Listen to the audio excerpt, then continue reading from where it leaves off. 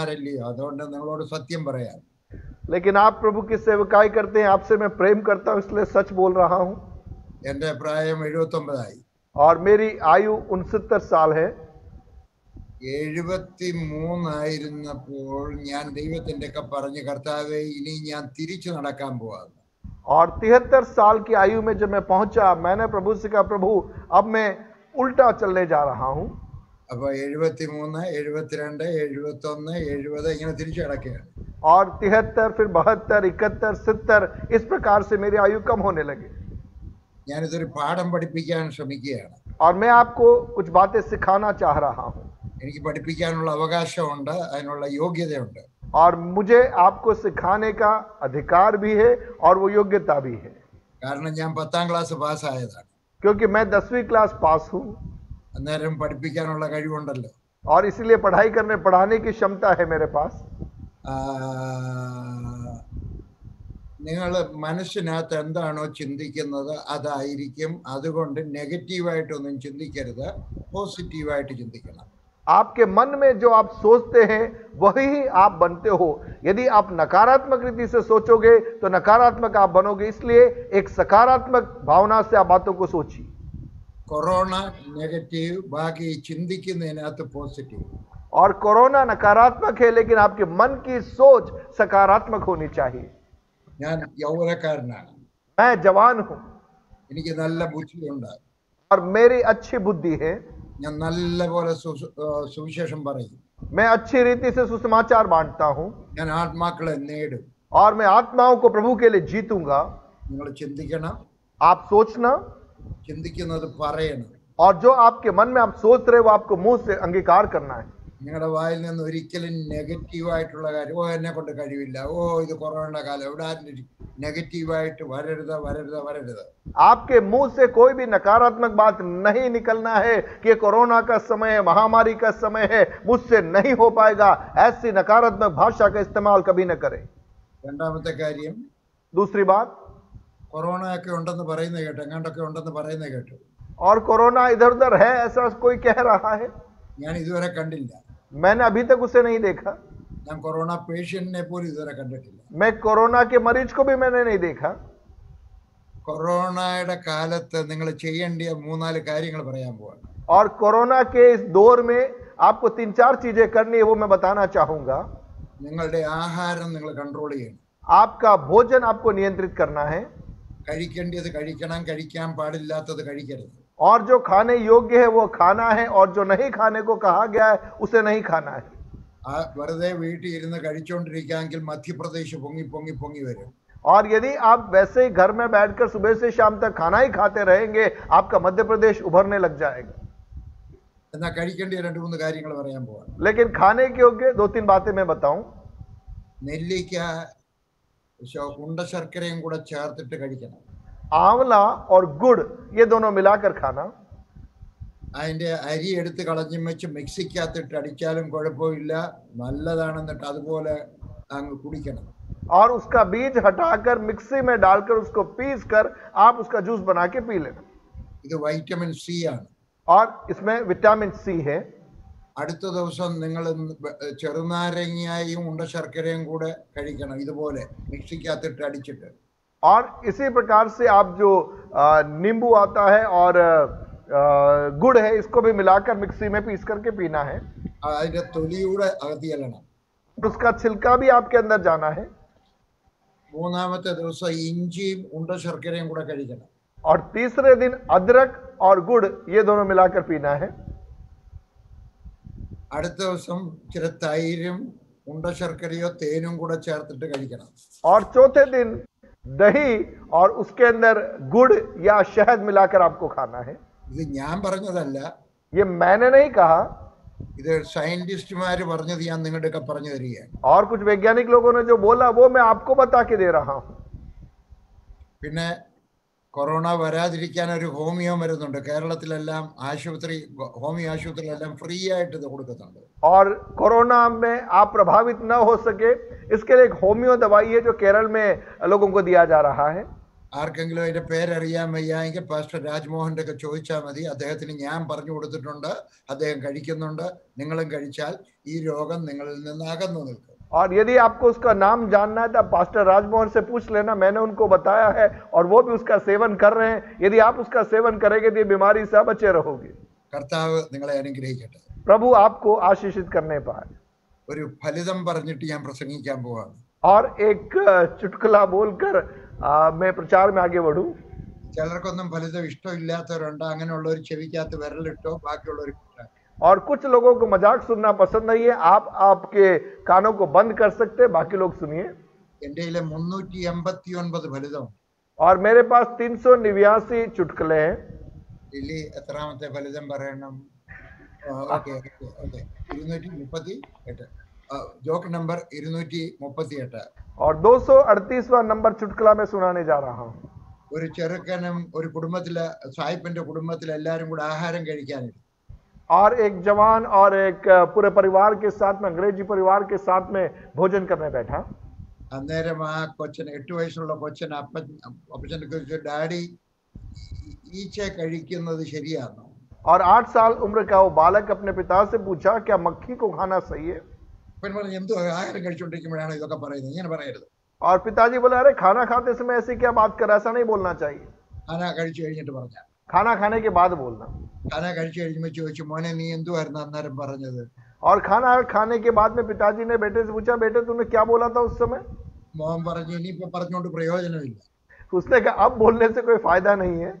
ഡാഡിയുടെ സൂപ്പിനകത്ത് ഒരു ഈച്ച ഉണ്ടായിരുന്നു, ഡാഡി എന്തായാലും വിഴുകിയില്ലേ, ഇനിയും പറഞ്ഞിട്ടെന്തോ പ്രയോജനം? और डैडी के सूप में एक मक्खी गिरी हुई थी, आपको मैंने बोला पर उस समय आपने उसको पी लिया, अब बोलने से कोई मतलब नहीं है.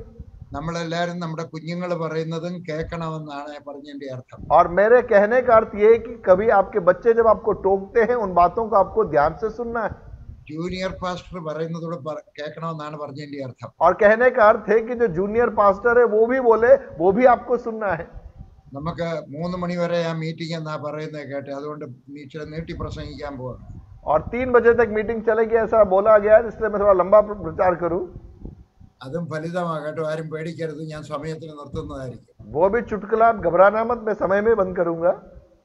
ഇവിടെ ട്രാൻസ്ലേഷൻ ഉണ്ടെന്ന് അറിഞ്ഞില്ല, അതുകൊണ്ട് ഞാൻ നീട്ടി 1 മണിക്കൂർ പ്രസംഗിക്കാനുള്ള പ്രസംഗമൊക്കെ എടുത്തു വെച്ചിരിക്കുകയായിരുന്നു. और अनुवाद है, मुझे ध्यान नहीं था, इसलिए लगभग 1 घंटे का लंबा संदेश में तैयार करके आया हूं. നമ്മളെല്ലാവരും നമ്മുടെ ശുശ്രൂഷയിൽ പലവിധത്തിലുള്ള എതിർപ്പുകൾ നമ്മുടെ ജീവിതത്തിനകത്ത് വരും. और हम सब हमारी सेवकाई में कई प्रकार का विरोध, कई प्रकार की चुनौतियां हमारे सामने आएगी. ചിലപ്പോൾ നമ്മുടെ ആവശ്യത്തിന് പണം കാണത്തില്ല, അത് ഒരു എതിർപ്പാണ്, പിശാചിന്റെ എതിർപ്പാണ്. हो सकता है कभी कभी आपके पास में धन नहीं होगा, आर्थिक क्षेत्र में तंगी होगी, वह भी शैतान का एक हमला है. ചിലപ്പോൾ കലേശയ്ക്കകത്ത് തന്നെ ചിലപ്പോൾ ഒരു ഭിന്നതയൊക്കെ വന്നെന്ന് വരും, അതും പിശാചിന്റെ ഒരു വേലയാണ്. और कभी कभी कलीसिया के अंदर भी भिन्नता का माहौल हो जाता है, वह भी शैतान की कार्य योजना है. ചിലപ്പോൾ നമ്മൾ നിരാശ, കാരണം ഒന്നുമില്ലാതെ അങ്ങ് നിരാശരാകും, ഇത് കളഞ്ഞു വെച്ചങ്ങ് വീട്ടിൽ പോകാം, വേറെ ജോലി നോക്കാമെന്ന് വിചാരിക്കും. और कभी कभी हम बिना किसी कार्य के हम निराश हो जाते हैं और निराशा से हमें लगता है अब हम ये सब बंद करके घर चले जाए. പലരും സുവിശേഷ വേലയിലായിരിക്കുന്നത് വേറെ ജോലി കിട്ടാത്തത് കൊണ്ടാണ്. और बहुत सारे लोग सेवकाई में इसलिए पहुंचे क्योंकि उन्हें और कोई नौकरी नहीं मिली. ഞാൻ ആ കൂട്ടത്തിലാണ്. मैं उस समूह में नहीं. ഞാൻ 10ാം ക്ലാസ്സിൽ പഠിച്ചിട്ടുള്ള സുവിശേഷ വേല വിട്ടുമിച്ച് പോയ വേറെ എന്തോ ജോലി കിട്ടും. और 10वीं तक मैं पढ़ा लिखा हूं, अगर सेवकाई छोड़ूंगा तो और क्या काम मुझे मिलेगा. അപ്പൊ ചിലപ്പോൾ നിരാശ വരും, നമുക്ക് വിട്ടുമിച്ച് പോകാം, പക്ഷെ പോകാൻ നിവൃത്തിയില്ല, അതുകൊണ്ട് തുടരുകയാണ്. और कभी कभी हम निराश हो जाएंगे, लेकिन और कोई रास्ता नहीं है, इसलिए हम इसी में आगे बढ़ते हैं. ചിലപ്പോൾ ശനിയാഴ്ച വൈകിട്ട് ഭാര്യയും ഭർത്താവും കൂടെ ഒരു വഴക്കുണ്ടാവും, ഞായറാഴ്ച പ്രസംഗിക്കാൻ പ്രയാസമാകും. और कभी कभी शनिवार रात पति पत्नी में लड़ाई हो जाएगी, अब रविवार को कैसे प्रचार करें. ഞാൻ സത്യമല്ലേ പറഞ്ഞു, വഴക്കുണ്ടാവുന്നത് ശനിയാഴ്ച വൈകിട്ടല്ലേ അധികവും. मैं सच ही तो बोल रहा हूं ना, अधिकांश लड़ाइयां सेवकों के घर में कब होती है? शनिवार की रात को. ഇതൊക്കെ നമ്മുടെ ജീവിതത്തിനകത്ത് വരുന്ന തടങ്കൽപ്പാറകളാണ്. और ये सारे मेरे और आपके जीवन में हमें रोकने वाले पत्थर के समान है. ഇന്ന് ഞാൻ നിങ്ങളോട് പറയുവാൻ ആഗ്രഹിക്കുകയാണ്, എങ്ങനെയാണ് തടസ്സത്തെ നോക്കി നിൽക്കാതെ മുമ്പോട്ട് ഓടി വിജയിയായിത്തീരും. और आज रात जो मैं आपको सिखाना चाहता हूं कि आपके सामने आने वाली चुनौतियों को कैसे नजरअंदाज करके उसको सामना करके आप आगे जय की ओर बढ़ सके. വചനത്തിലേക്ക് പോകുന്നതിന് മുമ്പ് ഒരു ഉദാഹരണം പറയാൻ ആഗ്രഹിക്കുകയാണ്. और वचन में आगे बढ़ने से पहले एक उदाहरण बोलना चाहूंगा, ഒരു ഉപദേശം തരാൻ ആഗ്രഹിക്കുകയാണ്. एक बात आपको मैं सिखाना चाहूंगा. നിങ്ങൾ എല്ലാ ദിവസവും നല്ല ഒരു പ്രസംഗം കേൾക്കണം. हर रोज आपको एक अच्छा संदेश सुनना है. ഞാൻ 5 മണിക്ക് രാവിലെ എഴുന്നേക്കും. मैं सुबह 5 बजे उठता हूं. ഇന്നും 4:30 എഴുന്നേറ്റു. आज भी 4:30 बजे उठा 5 മണിക്ക് എൻ്റെ അലാറം വെച്ചിരിക്കണം. 5 മണിക്ക് എഴുന്നേറ്റ് പ്രാർത്ഥിക്കും. और 5 बजे का मेरा अलार्म है कि उठकर प्रार्थना करने के लिए. അരമണിക്കൂർ അന്യഭാഷയിൽ പ്രാർത്ഥിക്കും. आधा घंटा अन्य भाषा में प्रार्थना करता हूं. എന്നിട്ട് വേറെ കുറച്ച് കാര്യങ്ങൾക്കായിട്ടൊക്കെ പ്രാർത്ഥിക്കും. और उसके बाद कुछ अन्य विषयों के लिए प्रार्थना करता हूं. എൻ്റെ ഫാമിലിക്കായിട്ട് പ്രാർത്ഥിക്കും. मेरे परिवार के लिए प्रार्थना करता हूं. എനിക്ക് 3 വിധത്തിലുള്ള ഫാമിലി ഉണ്ട്. 3 प्रकार का परिवार है मेरे पास. നമ്പർ 1, पहला, എൻ്റെ അപ്പൻ്റെയും അമ്മയുടെയും കുടുംബത്തിലുള്ളവരേക്കല്ല. मेरे माता और मेरे पिता के परिवार से जुड़े हुए लोग. 2, എൻ്റെ ഭാര്യയുടെ കുടുംബത്തിലുള്ളവർക്കെല്ലാവരും. और दूसरा, मेरी पत्नी के माता पिता उनके परिवार से जुड़े हुए लोग. 3, എൻ്റെ ഭാര്യ എൻ്റെ മക്കൾ. और तीसरा, मेरी पत्नी और मेरे बच्चे. അവർക്കായിട്ട് ഞാൻ പ്രാർത്ഥിക്കും. उनके लिए मैं प्रार्थना करता हूं. ഓർക്കുന്നവരുടെ പേരൊക്കെ ഓർത്ത് പ്രാർത്ഥിക്കും. और जिन जिनका नाम याद आता है उनका नाम लेकर मैं प्रार्थना करता हूं. എൻ്റെ മക്കളുടെ എല്ലാം ഫോട്ടോ ഭിത്തിയിലുണ്ട്.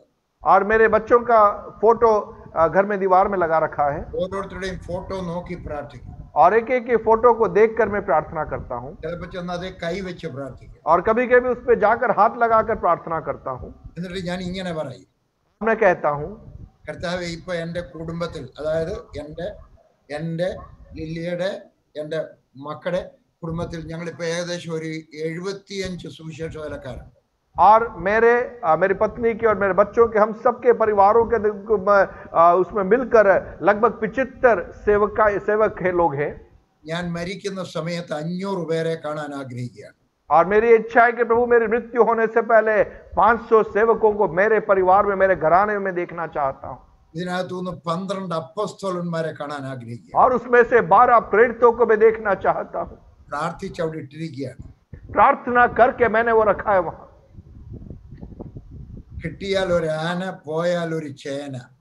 अगर मिल गया तो एक हाथी और चला गया तो कोई बात नहीं. गया तो एक नींबू, या मिल गया तो एक हाथी. हाथी. ഞാൻ പ്രാർത്ഥിക്കാൻ വിശ്വാസത്തോടെ പ്രാർത്ഥിക്കാൻ പഠിച്ചവനാണ്. मैंने विश्वास से प्रार्थना करना सीखा है. യോഹന്നാൻ സ്നാപകന്റെ അപ്പൻ സക്കറിയാവ് ഒരു ദിവസം ധൂപം കാട്ടിക്കൊണ്ടിരിക്കുകയായിരുന്നു. और यूहन्ना बपतिस्मा देने वाले का पिता जकरिया जब धूप चढ़ा रहा था, അന്നേരം ഒരു ദൈവദൂതൻ വന്ന് വലത്തുവശത്ത് നിന്നു. और उसके दाहिनी ओर हम देखते हैं एक स्वर्गदूत आकर खड़ा हो गया. ദൈവം ഇടത്തുവശത്തല്ല വരുന്നത്, വലത്തുവശത്താണ് എന്ന് പറഞ്ഞ് അനുഗ്രഹിക്കാൻ വരികയാണ്. आप देखिए वो बाईं ओर नहीं लेकिन दाईं ओर आया उसको आशीष देने के लिए. എന്നിട്ട് പറഞ്ഞു, നിന്റെ പ്രാർത്ഥനയ്ക്ക് മറുപടി കിട്ടിയെന്ന് പറഞ്ഞു. और कहा कि तेरी प्रार्थना का उत्तर मिल गया है. എന്നാ അയാൾ ഒരു കൊച്ചിനു വേണ്ടി പ്രാർത്ഥിച്ചേ? कब उसने एक बेटे के लिए प्रार्थना किया? ആ വർഷത്തിൽ പ്രാർത്ഥിച്ചില്ല. उस साल प्रार्थना नहीं की. 5 വർഷത്തിന് മുമ്പേയും പ്രാർത്ഥിച്ചില്ല. 5 साल पहले भी प्रार्थना नहीं की. 50-60 വർഷത്തിന് മുമ്പ് പ്രാർത്ഥിച്ചതിന്റെ മറുപടി ഇപ്പൊ കിട്ടി. 50-60 साल पहले प्रार्थना की उस प्रार्थना का उत्तर उस समय उससे मिला. അപ്പൊ പ്രാർത്ഥിച്ച് കുറച്ച് ഇട്ടേക്കണം, എന്തെങ്കിലും മറുപടി കിട്ടും. നിന്റെ സമയത്ത് കിട്ടിയില്ലെങ്കിൽ നിന്റെ മക്കളുടെ സമയത്ത് കിട്ടും. प्रार्थना करके कुछ विषयों को आप वैसे ही डाल दो. अगर आपके जीवन काल में उत्तर नहीं मिला तो आपके बच्चों के जीवन काल में उनका उत्तर निश्चय मिलेगा. ഞാൻ 10 ദൈവദാസന്മാർക്ക് വേണ്ടി പ്രാർത്ഥിക്കും. मैं 10 प्रभु के दासों के लिए प्रार्थना करता हूं. എന്റെ ഫോണിനകത്തുള്ള ലിസ്റ്റ് എടുത്ത് നോക്കി കഴിയുമ്പോൾ ഞാൻ 10 പേർക്ക് വേണ്ടി പ്രാർത്ഥിക്കും. और मेरे फोन में से 10 सेवकों के नाम निकालता हूं, उनके लिए प्रार्थना करता हूं. കാര്യമായിട്ട് പ്രാർത്ഥിക്കും.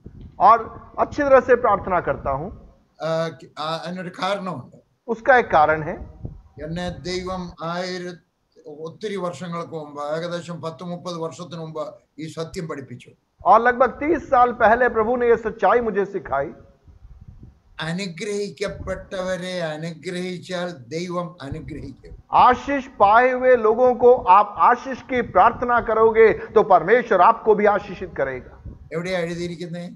कहां लिखा है? ഉൽപ്പത്തി പുസ്തകം 12-ാം അധ്യായത്തിന്റെ 1, 2, 3 വാക്യങ്ങൾ. उत्पत्ति 12 उसका 1-2 पदों में आप इन बातों को देख सकते हैं। രണ്ടാമത്തെ വാക്യത്തിൽ പറഞ്ഞിരിക്കുകയാണ്, और दूसरे पद में कहा गया है, ഞാൻ നിന്നെ അനുഗ്രഹിച്ച് അനുഗ്രഹിച്ച് അനുഗ്രഹിച്ച് അനുഗ്രഹമാക്കി തീർത്തു. और वहां लिखा है कि मैं तुझे आशीष करके मैं तुझे बढ़ाऊंगा, तेरे नाम को महान करूंगा। നീ അനുഗ്രഹമായി കഴിയുമ്പോൾ, और जब तू आशीष में रहेगा, ആശിഷ് बनने के बाद, അനുഗ്രഹമായി കഴിയുമ്പോൾ നിന്നെ ആരെങ്കിലും അനുഗ്രഹിച്ചാൽ അവനെ അനുഗ്രഹിച്ചവനെ ഒടേ തമ്പുരാൻ അനുഗ്രഹിക്കും. और वहां लिखा है कि तू आशीष का मूल होगा, जो तुझे आशीर्वाद दे उन्हें मैं आशीष दूंगा। ഇതെന്നാ പഠിപ്പിച്ചതെന്നറിയാമോ? ये कब सिखाया? ഞാൻ പട്ടിണി കിടക്കുന്ന കാലം, जब मैं भूखा रहता था, അന്ന് എന്റെ ബനിയന് 6 എഴുത്തേ ഉണ്ടായിരുന്നു. और उन दिनों में मेरे बनियन में 6 छिद्र थे। ചാക്ക് പൊതച്ചാ കിടന്നുകൊണ്ടിരുന്നത്. बोरी ओढ़कर मैं सोया करता था। എന്റെ മോൻ ബോധമില്ലാതെ, ആഹാരമില്ലാതെ, ബോധം കെട്ടി കിടക്കുന്നത് ഞാൻ 3 പ്രാവശ്യം കണ്ടു. और मेरा बच्चा भूख से बेसुध होते हुए मैंने 3 बार देखा। ഒരു സൈക്കിൾ പോലും ഇല്ല. एक साइकिल भी नहीं। എന്റെ പാന്റ് കീറി ഷർട്ടിന്റെ നിറം പോയി. और मेरा पैंट फट गया, शर्ट का रंग उड़ गया। അന്നേരമാണ് ഞാൻ ഡൽഹി വന്നത്. और ऐसे समय में मैं दिल्ली में आया। 1900 സുശേഷകലയ്ക്ക് ഇറങ്ങിയിട്ട് 2 വർഷം. और उस समय सुसमाचार में निकले हुए केवल 2 साल हुए थे। ഞാൻ ഡൽഹി വന്നപ്പോഴാ കണ്ട ഇവിടെ ഒരു പിള്ളേച്ചൻ എന്ന് പറഞ്ഞ ഒരാളുണ്ട്. और जब मैं दिल्ली में आया, एक प्रभु के दास से मुलाकात हुई, पिल्ले साहब, पास पिल्ले। 3 നില കെട്ടിടത്തിലാണ് താമസിക്കുന്നത്. 3 मंजिला इमारत में वे रह रहे। ഞാൻ പറഞ്ഞ കർത്താവേ, ഞാൻ ഒരു മുറിയില്ല, കണ്ടില്ല ഇത് 3 നില കെട്ടിടം, ദൈവം ഇയാളെ വെറുതെ വിടല്ലേ, പിടിച്ചു വെച്ചൊന്ന് ഒരയ്ക്കണേ. और मैंने कहा प्रभु मेरे पास में तो रहने के लिए कमरा नहीं, ये 3 मंजिला इमारत में रह रहे, आप इनको वैसे छोड़ना मत, थोड़ा आप इनको स्पर्श करना। അതിന്റെ 5ാമത്തെ കെട്ടിടം പാസ്റ്റർ കെ.ടി. തോമസിന്റെ. और वहां से 5वां जो इमारत पास्टर के.टी. थॉमस का था। അവിടെ ചെന്നപ്പോഴാണ് എയർ കണ്ടീഷൻ വെച്ചിരിക്കുന്നത്. वहां जाके देखा कि एयर कंडीशन में बैठे हुए हैं। ഇവിടെ ഒരു ഫാൻ പോലും ഇല്ല, അദ്ദേഹത്തിന് എയർ കണ്ടീഷൻ. मेरे पास पंखा भी नहीं है और उनके पास में एयर कंडीशनर। ഞാൻ വിചാരിച്ചു ഇയാളെ ഒന്ന് ഒരയ്ക്കണേ എന്ന് വിചാരിച്ചു. मैंने कहा इनको भी जरा स्पर्श करना है। ഉറക്കം വേറെ ആരോടും പറഞ്ഞില്ല, എന്റെ മനസ്സിൽ പറഞ്ഞു. किसी और से बोला नहीं, मन में बोला। പിന്നെ അതിനപ്പുറത്ത് വേറൊരു ദേവദാസനെ കാണാൻ പോയി. അദ്ദേഹത്തിന്റെ പേര് പി.എൻ. കുര്യൻ, ആൾ ഇന്ത്യ പ്രയർ പാർട്ട്നേഴ്സ് ഫെലോഷിപ്പ്. उसके बाद में अगले एक प्रभु के दास से मुलाकात हुई, पास्टर पी.एन. कुरियन, जो वहीं पर रहते हैं। അവിടെ ചെന്നപ്പോഴാണ് ഒരു വലിയ നീളമുള്ള കാറ്. और वहां पर देखा बड़ी लंबी चौड़ी कार खड़ी है। ഒരിടത്തുനിന്ന് അങ്ങേ അറ്റം വരെ നോക്കണമെങ്കിൽ 5-6 മണിക്കൂർ എടുക്കും. और एक छोर से दूसरे छोर तक देखना तो 4-5 घंटा लग जाएगा, ऐसी लंबी गाड़ी। എനിക്ക് സൈക്കിൾ പോലും ഇല്ല, അദ്ദേഹത്തിന് കാറ്. मेरे पास में साइकिल भी नहीं है, उनके पास में कार है। അവിടെ ഞാൻ കാര്യമായിട്ടൊന്ന് മനസ്സിൽ ചിന്തിച്ചു. और वहां भी मैंने मन में जरा सोचा। അത് കഴിഞ്ഞിട്ട് ഞാൻ ഇറ്റാർസി പോയി. और उसके बाद में मैं इटारसी गया। അവിടെ ഒരു ദൈവദാസൻ പ്രസംഗിയായിരുന്നു, മാങ്ങാനം ജോസഫ്. और वहां पर एक प्रभु के दास जिनका नाम पास्टर मांगानम जोसेफ। അദ്ദേഹം ഒത്തിരി പ്രസംഗിച്ച് ഞാൻ ഒരു വാചകം കേട്ടു. और उन्होंने बहुत प्रचार किया, लेकिन मैंने एक वचन को पकड़ लिया। അനുഭവിക്കാൻ യോഗമില്ലെങ്കിലും കണ്ട് സന്തോഷിക്കാനുള്ള യോഗം. और अनुभव करने का आपको यदि लाभ नहीं मिल पाए तो कम से कम देखकर आप उसका लाभ उठा लो, उसका आनंद उठा लो। അതിന്റെ സൗഭാഗ്യമെങ്കിലും നിനക്കുണ്ടാകും. कम से कम देखने की आशीष तुझे मिल जाए, वो बहुत। അദ്ദേഹം ഒരിക്കലേ പറഞ്ഞുള്ളൂ, ഞാൻ 1000 പ്രാവശ്യം കേട്ടു. उन्होंने एक ही बार बोला, मैंने 1000 बार देखा। ഞാൻ തിരിച്ച് ദില്ലി വന്നു. मैं वापस दिल्ली आया। പിള്ളേച്ചന്റെ കെട്ടിടത്തിന്റെ മുമ്പിൽ നിന്നു. और प्रभु के दास पास पिल्ले के उस भवन के सामने खड़ा रहा। അന്നേരം അറിഞ്ഞ അദ്ദേഹം 50 ഏക്കർ ഭൂമി ഇവിടെ വാങ്ങിച്ചത്. तब मुझे मालूम पड़ा कि उन्होंने 50 एकड़ जमीन भी खरीदी है। ഞാൻ അവിടെ പോയി. मैं भी वहां गया। അന്ന് അവിടെ ഒരു കെട്ടിടവും ഇല്ല. वहां कोई भवन नहीं। ഞാൻ അവിടെ നിന്നുകൊണ്ട് മുഴുവൻ പ്രാർത്ഥിച്ചു, കർത്താവേ ഇത് നിറച്ച് വലിയ വലിയ കെട്ടിടങ്ങളാവട്ടെ. और मैं उस स्थान को जाकर देख के मैं प्रार्थना कर रहा, प्रभु यहाँ बड़ी बड़ी इमारतें बनने पाए। Pastor K T. തോമസിന്റെ വീടിന്റെ അവിടെ പോയി. Pastor K.T.. थॉमस के घर के वहां गया। എന്നിട്ട് ഞാൻ പ്രാർത്ഥിച്ചു, കർത്താവേ ഇദ്ദേഹത്തിന് ഒരു എയർ കണ്ടീഷനേ ഉള്ളല്ലോ, 2-3 എണ്ണം കൂടെ കൊടുക്കണേ, സിറ്റിംഗ് റൂമിനകത്തൂടെ കൊടുക്കണേ എന്ന് പ്രാർത്ഥിച്ചു. और मैंने कहा प्रभु इनके घर पे एक एयर कंडीशनर है, और भी एयर कंडीशनर इनको दीजिए, सिटिंग रूम में भी एयर कंडीशनर लगने पाए। പി.എൻ. കുര്യന്റെ വീട്ടിൽ പോയി. और पी.एन. कुरियन के घर गया। കർത്താവേ ഇദ്ദേഹത്തിന്റെ ഈ കാർ നീളമുള്ളതാണേലും പഴയതാ, ഒരു പുതിയ കാർ കൊടുക്കണേ എന്ന് പറഞ്ഞു. और मैंने कहा कार लंबी चौड़ी है लेकिन पुरानी है, प्रभु आप इन्हें एक नई गाड़ी दीजिए। ഞാൻ അവരെ അനുഗ്രഹിച്ചു. मैंने उन पर आशीष देकर प्रार्थना किया। പിന്നീട് ഞാൻ വീട്ടിൽ ചെന്നപ്പോഴാണ് ഈ വാക്യം കണ്ടത്. और उसके बाद जब मैं घर गया तब मैंने इस वचन को वहां पाया। നീ അനുഗ്രഹമായി കഴിയുമ്പോൾ നിന്നെ ആരെങ്കിലും അനുഗ്രഹിച്ചാൽ, മലയാളി അനുഗ്രഹിച്ചാൽ, ഹിന്ദിക്കാരൻ അനുഗ്രഹിച്ചാൽ, പഞ്ചാബി അനുഗ്രഹിച്ചാൽ, സിന്ധി അനുഗ്രഹിച്ചാൽ, നേപ്പാളി അനുഗ്രഹിച്ചാൽ, ആരെങ്കിലും നിന്നെ അനുഗ്രഹിച്ചാൽ, അനുഗ്രഹമായി കഴിഞ്ഞവനെ അനുഗ്രഹിച്ചാൽ ഒടേ തമ്പുരാൻ അവനെ അനുഗ്രഹിക്കും. और यदि तू आशीष का मूल बन जाए, उसके बाद जो भी तुझे आशीष दे के प्रार्थना करे, चाहे वो पंजाबी हो, चाहे मलयाली हो, चाहे सिंधी हो, कोई भी भाषा वाला क्यों ना हो, यदि तू एक आशीषित व्यक्ति को आशीष करके प्रार्थना करेगा, सर्वशक्तिमान परमेश्वर तुझे आशीषित कर देगा। ഞാൻ പോകുന്നിടത്ത് കാണുന്ന ക്രിസ്ത്യാനികളെല്ലാം അനുഗ്രഹിക്കപ്പെട്ടവരെ എല്ലാം അനുഗ്രഹിക്കാൻ തുടങ്ങി. और मैं जहां जहां जाता, जो भी आशीषित मसीह लोग मिलते, उनको मैं आशीष की प्रार्थना उन पर करने लगा। ഞാൻ പഞ്ചാബിലോട്ട് സ്ഥലം മാറി, കാശ്മീരിൽ നിന്ന്. और मैं कश्मीर से पंजाब की ओर गया। അവിടെ വന്നപ്പോഴാണ് അവിടെ ജേക്കബ് ജോൺ എന്ന് പറഞ്ഞൊരു IPCയിലെ പാസ്റ്റർ ഉണ്ട്. और वहां पर प्रभु के दास पास्टर जेकब जॉन जो IPC में सेवा करते, उनसे मुलाकात हुई। അദ്ദേഹം ഒരു ചെറിയ തുണ്ട് ഭൂമി വാങ്ങിച്ചു. और उन्होंने छोटा सा एक जमीन का टुकड़ा लिया। ഞാൻ അതിൽ കൂടെ പോകുമ്പോൾ അദ്ദേഹത്തെ അനുഗ്രഹിച്ച് പ്രാർത്ഥിച്ചു. और मैं भी जब वहां से निकलता उन पर आशीष बोलकर प्रार्थना करता, കർത്താവേ ഇദ്ദേഹത്തിന് കുറച്ചുകൂടെ ഭൂമി കൊടുക്കണമേ, प्रभु आप इन्हें और जमीन दीजिए, കർത്താവേ ഇദ്ദേഹത്തിന്റെ കെട്ടിടം കൊടുക്കണമേ, प्रभु जी आप इन्हें भवन प्रदान कीजिए। ഞാൻ അദ്ദേഹം അതിൽ കൂടെ പോകുമ്പോഴെല്ലാം പ്രാർത്ഥിക്കും. और जब भी उस रास्ते से निकलता मैं उनको आशीष की प्रार्थना करता। അങ്ങനെ പ്രാർത്ഥിച്ചു വന്നു കഴിഞ്ഞപ്പോൾ ഒടേ തമ്പുരാൻ എനിക്ക് 100 അടി നീളം 100 അടി വീതിയുള്ള ഒരു തുണ്ട് ഭൂമി തന്നു. और जब मैंने इस प्रकार से प्रार्थना की, प्रभु ने 100 बाय 100 की जमीन मुझे दिया। പിന്നെ കുറച്ചുകൂടെ തന്നു, फिर थोड़ा और दिया, പിന്നെ കുറച്ചുകൂടെ തന്നു, फिर थोड़ा और दिया, പിന്നെ കുറച്ചുകൂടെ തന്നു. फिर थोड़ा और दिया। ഇപ്പൊ അവിടെ 5 ഏക്കർ ഭൂമിയുണ്ട്. और अभी वहां पे लगभग 5 एकड़ जमीन है। ജേക്കബ് ജോണിനുള്ളതിനേക്കാൾ കൂടുതൽ തന്നു. और जेकब जॉन पास्टर के पास जो उससे ज्यादा प्रभु ने दिया। ദൈവം വണ്ടി തന്നു. प्रभु ने गाड़ी दिया, എനിക്കൊരു വണ്ടി തന്നു. मुझे भी गाड़ी दिया। അനുഗ്രഹിക്കപ്പെട്ടവനെ അനുഗ്രഹിച്ചപ്പോൾ ഒടേ തമ്പുരാൻ എന്നെ അനുഗ്രഹിച്ചു. കാരണം ഇത് വേദപുസ്തകത്തിൽ പറഞ്ഞതിന് മാറ്റമില്ല. एक आशीषित व्यक्ति पर आप आशीष की प्रार्थना करोगे, सर्वशक्तिमान आपको आशीषित करेगा, क्योंकि ये वचन की प्रतिज्ञा है। പിന്നെ ഞാൻ ഡൽഹിയിലോട്ട് സ്ഥലം മാറി. उसके बाद मैं वहां से दिल्ली में आया। സ്ഥലം മാറി വന്നു കഴിഞ്ഞപ്പോഴാണ് ഞാൻ ഒരു ഫ്ലാറ്റ് വാങ്ങിച്ചു. और दिल्ली में आकर मैंने एक फ्लैट लिया। എന്റെ അല്ല കേട്ടോ, मेरा नहीं। ഈ താമസിക്കുന്ന കെട്ടിടവും എന്റെ അല്ല. जिस भवन में मैं रह रहा हूं वो भी मेरा नहीं है। എനിക്ക് ഭൂമിയും ഇല്ല, കെട്ടിടവും ഇല്ല. मेरे पास न तो जमीन है न भवन है। എന്റെ സംഘടനയ്ക്ക് വേണ്ടി വാങ്ങിച്ചതാണ്. और मेरी संस्था के लिए मैंने ये सब किया। വാങ്ങിച്ചു കഴിഞ്ഞപ്പോൾ അതിനകത്തോട്ട് കയറി ചെന്നപ്പോഴാണ് എയർ കണ്ടീഷൻ ഇരിക്കുന്നു. और जब खरीद कर जब मैं उसके अंदर घुसा तो मैंने देखा वहां एयर कंडीशनर लगा। ഞാൻ വലിയൊരു തത്വം പഠിപ്പിക്കുകയാണ്. मैं एक बड़ी बात आपको सिखा रहा हूं। നിങ്ങൾക്ക് അറിയാവുന്ന കാര്യമാണ്. आप इन बातों को जानते होंगे, എങ്കിലും പലരും ഇതങ്ങ് മറന്നുപോകും. लेकिन कई बार हम भूल जाते हैं। പലരും ഇത് ചെയ്യത്തില്ല. कई बार लोग उन बातों को नहीं करते हैं। അതിനാണ് ഞാൻ 10 പേർക്കായിട്ട് പ്രാർത്ഥിക്കുന്നത്. और इसीलिए 10 लोगों के लिए मैं रोज प्रार्थना करता हूं। വിശാലമായിട്ട് പ്രാർത്ഥിക്കുന്നത്. गहराई से मैं प्रार्थना करता हूं। പിള്ളേച്ചന് 50 ഏക്കർ ഭൂമി ഉണ്ടായിരുന്നു ഗുഡ്ഗാവില്. और पास्टर पिल्ले साहब को लगभग 50 एकड़ जमीन थी गुड़गांव में। ഒരു ദിവസം ഞാൻ ഒരു ചൈനക്കാരത്തിയുടെ കൂടെ ഇരുന്ന് ആഹാരം കഴിക്കുക. और एक बार एक चीन की एक महिला के साथ में जब मैं भोजन कर रहा था, അവർക്കറിയത്തില്ല ഞാൻ ആരാ. उनको नहीं मालूम मैं कौन हूं, ഞാൻ അവരാരാന്ന് എനിക്കും അറിയത്തില്ല. और मुझे भी नहीं मालूम कि वो कौन है। അവരെന്റെ എന്റെ കഥയൊക്കെ ചോദിച്ചു. उन्होंने मेरी जीवन कहानी को पूछा।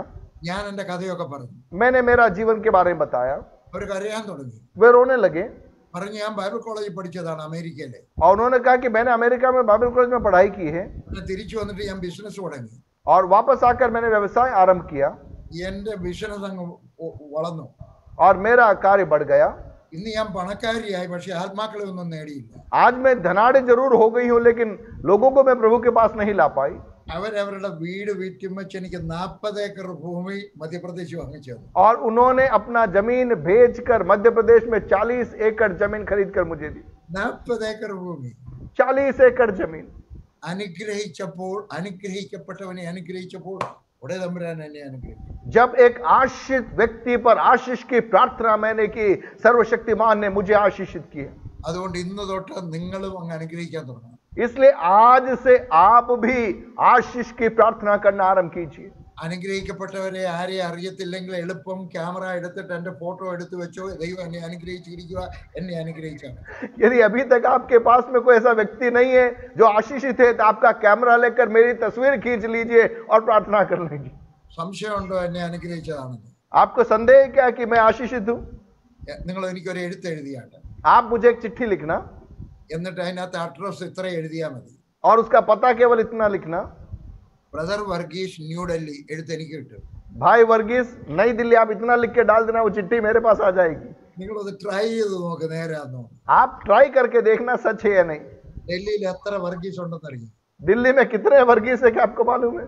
എന്റെ ഇനിഷ്യൽ എഴുതണ്ട, मेरा इनिशियल नहीं डालना, അഡ്രസ് മുഴുവൻ വേണ്ട, പിൻകോഡ് പോലും വേണ്ട. पूरा पता भी नहीं चाहिए, पिन कोड भी नहीं चाहिए. ദൈവം അനുഗ്രഹിച്ചത്. प्रभु ने आशीष किया है. അങ്ങനെ അനുഗ്രഹിച്ചോന്നറിയാമോ? आपको मालूम है कैसे आशीषित किया?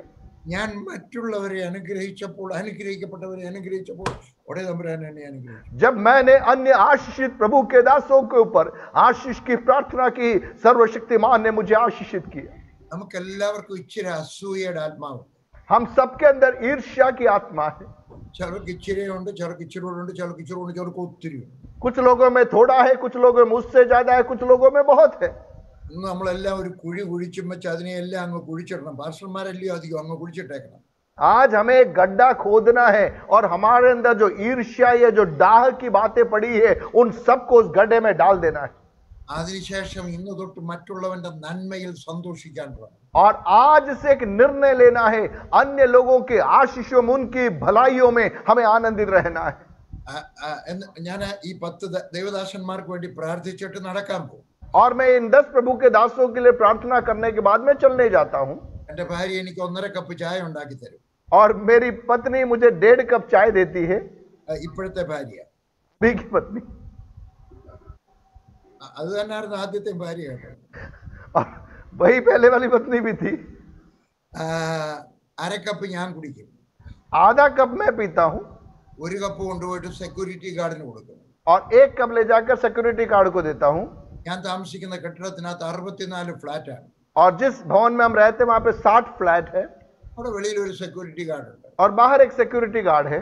എന്റെ അല്ല, ഈ കെട്ടിടത്തിന്റെ സെക്യൂരിറ്റി ഗാർഡ്. मेरा सिक्योरिटी गार्ड नहीं, वो पूरे इमारत का सिक्योरिटी गार्ड. അയാൾ തണുപ്പത്ത് നിൽക്കില്ല, 1 കപ്പ് ചായ കൊണ്ട് കൊടുക്കും. और वो सर्दी में ठिठुरता रहता तो उसको जाके 1 कप चाय दिया. എന്നിട്ട് ഞാൻ നടക്കാൻ പോകും. और मैं चलने जाता हूं. ഈ ഫോൺ എടുത്തിട്ട് അതിനകത്ത് മെസ്സേജ് ഒത്തിരി സേവ് ചെയ്ത് വെച്ചിട്ടുണ്ട്. और फोन के अंदर कई संदेश मैंने सेव करके रखे. ഇയർഫോൺ വെച്ചിട്ട് ഹെഡ്ഫോൺ വെച്ച് ഞാൻ ഒരു സന്ദേശം മുഴുവൻ കേൾക്കും നടക്കാൻ പോകും. और हेडफोन लगाता हूं, संदेश सुनता हूं और मैं चलता रहता हूं. ഞാൻ നിങ്ങളൊക്കെ പറഞ്ഞു വന്നത് കേട്ടോ, ഒരു സന്ദേശമെങ്കിലും, നല്ലൊരു സന്ദേശമെങ്കിലും ദിവസവും കേൾക്കണം. और जो बात मैं आपको कहना चाह रहा हूं कि प्रतिदिन एक अच्छा संदेश सुनने की आदत बनाइए.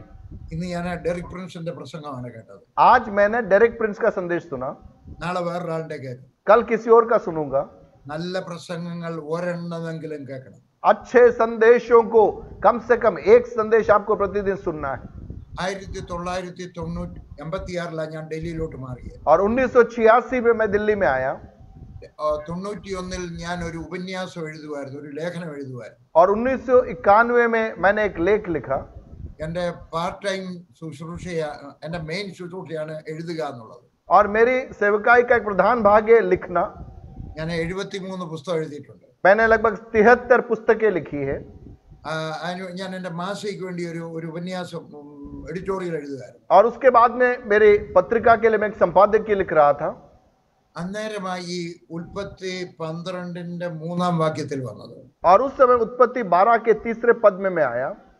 നിന്നെ ആരെങ്കിലും അനുഗ്രഹിച്ചാൽ ദൈവം പറയുന്നു, ദൈവം അവനെ അനുഗ്രഹിക്കും. जो तुझे आशीष दे, आशीर्वाद दे, प्रभु कह रहा है कि मैं उन्हें आशीष दूंगा.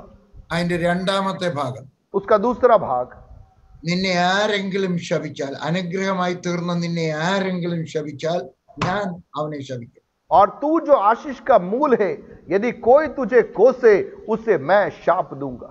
ആദ്യമായിട്ട് ഞാൻ കണ്ടത് അന്നാണ് അവിടെ വെച്ചു. मैंने पहली बार उस बात को वहां देखा. എനിക്കൊരു കാര്യം മനസ്സിലായി, ഞാനും ചിലപ്പോഴൊക്കെ ദൈവദാസന്മാരുടെ കുറ്റം പറഞ്ഞു പോയിട്ടുണ്ട്. और तब मुझे ये मालूम पड़ा कि मैंने भी कभी कभी प्रभु के दासों की आलोचना की है. അതിന്റെ അർത്ഥം ദൈവം എന്നെ ശപിക്കും. उसका अर्थ यह है कि प्रभु मुझे श्राप देगा, ഞാൻ ശാപത്തിന് യോഗ്യനാണ്. मैं श्राप के योग्य हो गया. ചിലപ്പോ KP യോഹന്നാനെതിരായിട്ട് വല്ലതും പറഞ്ഞു കാണും, और केपी योहनान के खिलाफ शायद मैंने बोला होगा, ദിനകരനെതിരായിട്ട് വല്ലതും പറഞ്ഞു കാണും. पास्टर दिनकरन के खिलाफ मैंने कुछ बोला होगा. നിങ്ങൾ ആരും പറയത്തില്ല, പക്ഷെ ഞാൻ പറഞ്ഞു കാണും. आप लोग नहीं बोलते, लेकिन मैंने बोला होगा. അതിന്റെ അർത്ഥം ദൈവത്തിന് എന്നെ ശപിക്കാൻ ഒരു അവകാശമുണ്ട്. और उसका अर्थ प्रभु के पास में मुझे श्राप देने का एक हक हो गया. ഞാൻ ഭയന്നു പോയി. मैं भयभीत हो गया. ഞാൻ ശപിക്കപ്പെടാൻ പാടില്ല. मैंने कहा नहीं, मुझे श्रापित नहीं होना है. ഇതുവരെ പറ്റിയ അബദ്ധം ഇരിക്കട്ടെ. और जो भी गड़बड़ियां या जो चूक मुझसे अभी तक हुई, अब आगे ना होने पाए. എന്റെ ഭിത്തിയിൽ ഒരു കലണ്ടർ കിടപ്പുണ്ടായിരുന്നു. मेरे दीवार में घर में कैलेंडर पड़ा हुआ था. ഞാൻ ആ കലണ്ടർ തിരിച്ചു, അതിന്റെ ഒരു വശം ബ്ലാങ്ക് ആണ്, അവിടെ തിരിച്ചിട്ടിട്ട് അവിടെ എഴുതി വെച്ചു. और वो जो कैलेंडर का जो पीछे एक भाग खाली था, उसको मोड़ के मैंने वहां पे लिखा, കർത്താവേ, ഇനി ഇവിടെ സന്നിഹിതരല്ലാത്ത ഒരാളിന്റെ കുറ്റം പറയരുത്. और वहां पे मैंने लिखा कि जो व्यक्ति यहाँ पर उपस्थित नहीं है उसकी आलोचना नहीं करना है. നിങ്ങൾ ചിലപ്പോ ആ കൊട്ടേഷൻ ചിലപ്പോ കേട്ട് കാണും, ഞാനാണ് ഉണ്ടാക്കിയത്. आपने कई घरों में, कई जगहों में लगा हुआ आपने देखा होगा, वो मैंने ही लिखा था. എനിക്ക് 5 മക്കളാണ്. मेरे 5 बच्चे हैं. ഒരു കുഞ്ഞു പോലും ഒരു ദിവസത്തേക്ക് പോലും പിഴയായി. और कोई भी बच्चा एक दिन के लिए भी गलत जीवन में नहीं गया. സ്കൂളിലും കോളേജിലും പഠിക്കുമ്പോൾ നിങ്ങളുടെ മക്കളെ പോലാണെങ്കിലും ആരും പിഴയായി. और स्कूल कॉलेज में ठीक है, हम सबके बच्चे एक समान है, लेकिन शैतानी में गलत कामों में नहीं गए. എന്റെ മക്കളെല്ലാം വീട്ടിൽ നിന്ന് വെളിയിലാണ് കോളേജിൽ പോയി പഠിച്ചത്, ഇന്ത്യയിലെ പല ഭാഗങ്ങളിലാണ്. और मेरे बच्चे भारत में अलग अलग स्थानों में जाकर घर से बाहर रहकर उन्होंने पढ़ाई की. എന്റെ മക്കളെ 5 പേരും ഫോറിനിൽ പോയി പഠിച്ചവർ. और मेरे 5 बच्चे बाहर विदेशों में जाके पढ़े. എന്റെ മക്കളെ എല്ലാം കല്യാണം ലേറ്റ് ആയിട്ടാണ് നടന്നത്. और मेरे सारे बच्चों का विवाह देरी से हुआ. ഇളയ മോടെ കല്യാണം നടന്നു 31ാമത്തെ വയസ്സിലാണ്. और छोटी बेटी का विवाह 39वें साल में हुआ. 31 31 साल में. ഒരു കുഞ്ഞുങ്ങൾ പോലും പിഴയായി. और कोई भी बच्चे गलत जीवन में नहीं गए. ആളുകൾ എന്തൊക്കെ ചോദിക്കും, വർഗീസ സാധാരണ 5 മക്കൾ ഒരു ദൈവദാസനുണ്ടെങ്കിൽ 1-2 എണ്ണം പിഴയാവേണ്ടിയ ബ്രദറിന്റെ പിള്ളേരാരും എന്താ പിഴയാവാഞ്ഞ്? और सामान्य तौर पे लोग कहते हैं कि आपके घर में 5 बच्चे हैं तो एक आध बच्चा तो गड़बड़ी में या गलत जीवन में जाना चाहिए, तो ऐसा क्यों नहीं हुआ? ഒന്ന് ദൈവത്തിന്റെ കൃപ, पहला प्रभु का अनुग्रह, 2 അനേകം പേരും പ്രാർത്ഥിക്കുന്നു, दूसरा कई लोग प्रार्थना कर रहे हैं उसके कारण, 3 ഞാനും എന്റെ ഭാര്യയും ഉറങ്ങാൻ പോകുന്നതിന് മുമ്പേ കൈ കോർത്ത് പിടിച്ച് ഞങ്ങളുടെ മക്കൾക്ക് വേണ്ടി പ്രാർത്ഥിക്കുന്നു. और तीसरा मैं और मेरी पत्नी सोने से पहले हाथ पकड़कर हमारे बच्चों के लिए प्रार्थना करते हैं. കേട്ടോ सुना आपने? കേട്ടോ सुना आपने? ഉറങ്ങുന്നതിന് മുമ്പേ, കുടുംബ പ്രാർത്ഥനയല്ല, ഉറങ്ങുന്നതിന് മുമ്പേ കട്ടിലയിൽ ഇരുന്നുകൊണ്ട് ഞാനും എന്റെ ഭാര്യയും കൈ കോർത്ത് പിടിച്ച് പ്രാർത്ഥിക്കുന്നു. और पारिवारिक प्रार्थना की बात नहीं कर रहा हूं, सोने से पहले मैं और मेरी पत्नी हाथ पकड़कर हमारे बच्चों के लिए हम प्रार्थना करते हैं. സായിപ്പല്ല എന്നെ ഇത് പഠിപ്പിച്ചത്, किसी विदेशी ने मुझे नहीं सिखाया, ദൈവം പഠിപ്പിച്ചതാണ്. प्रभु ने सिखाया. എവിടെ എഴുതിയിരിക്കുന്ന കൈ കോർത്ത് പിടിച്ച് പ്രാർത്ഥിക്കണമെന്ന്? कहां लिखा है हाथ पकड़कर प्रार्थना करना है? മത്തായി 18:19. मत्ती 18 उसका 19. നിങ്ങളിൽ ആരെങ്കിലും 2 പേർ ഏതെങ്കിലും ഒരു കാര്യത്തിൽ ഐകമത്യപ്പെട്ട് പ്രാർത്ഥിച്ചാൽ സ്വർഗ്ഗസ്ഥനായ ദൈവം മറുപടി തരും.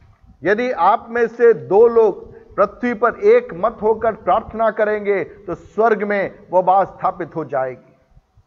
എഗ്രി എന്നുള്ളത് ഐക്യമത്യപ്പെടുക എന്ന് പറഞ്ഞു കഴിഞ്ഞാൽ ഹാർമണി ആയി തീർന്നെന്നാണ് അതിന്റെ മൂലഭാഷ, ഗ്രീക്ക് ഭാഷയിൽ. और वहां पर लिखा है कि एक मन होकर, अर्थात आपस में एकता की भावना से, एक मन से आपको प्रार्थना करना है.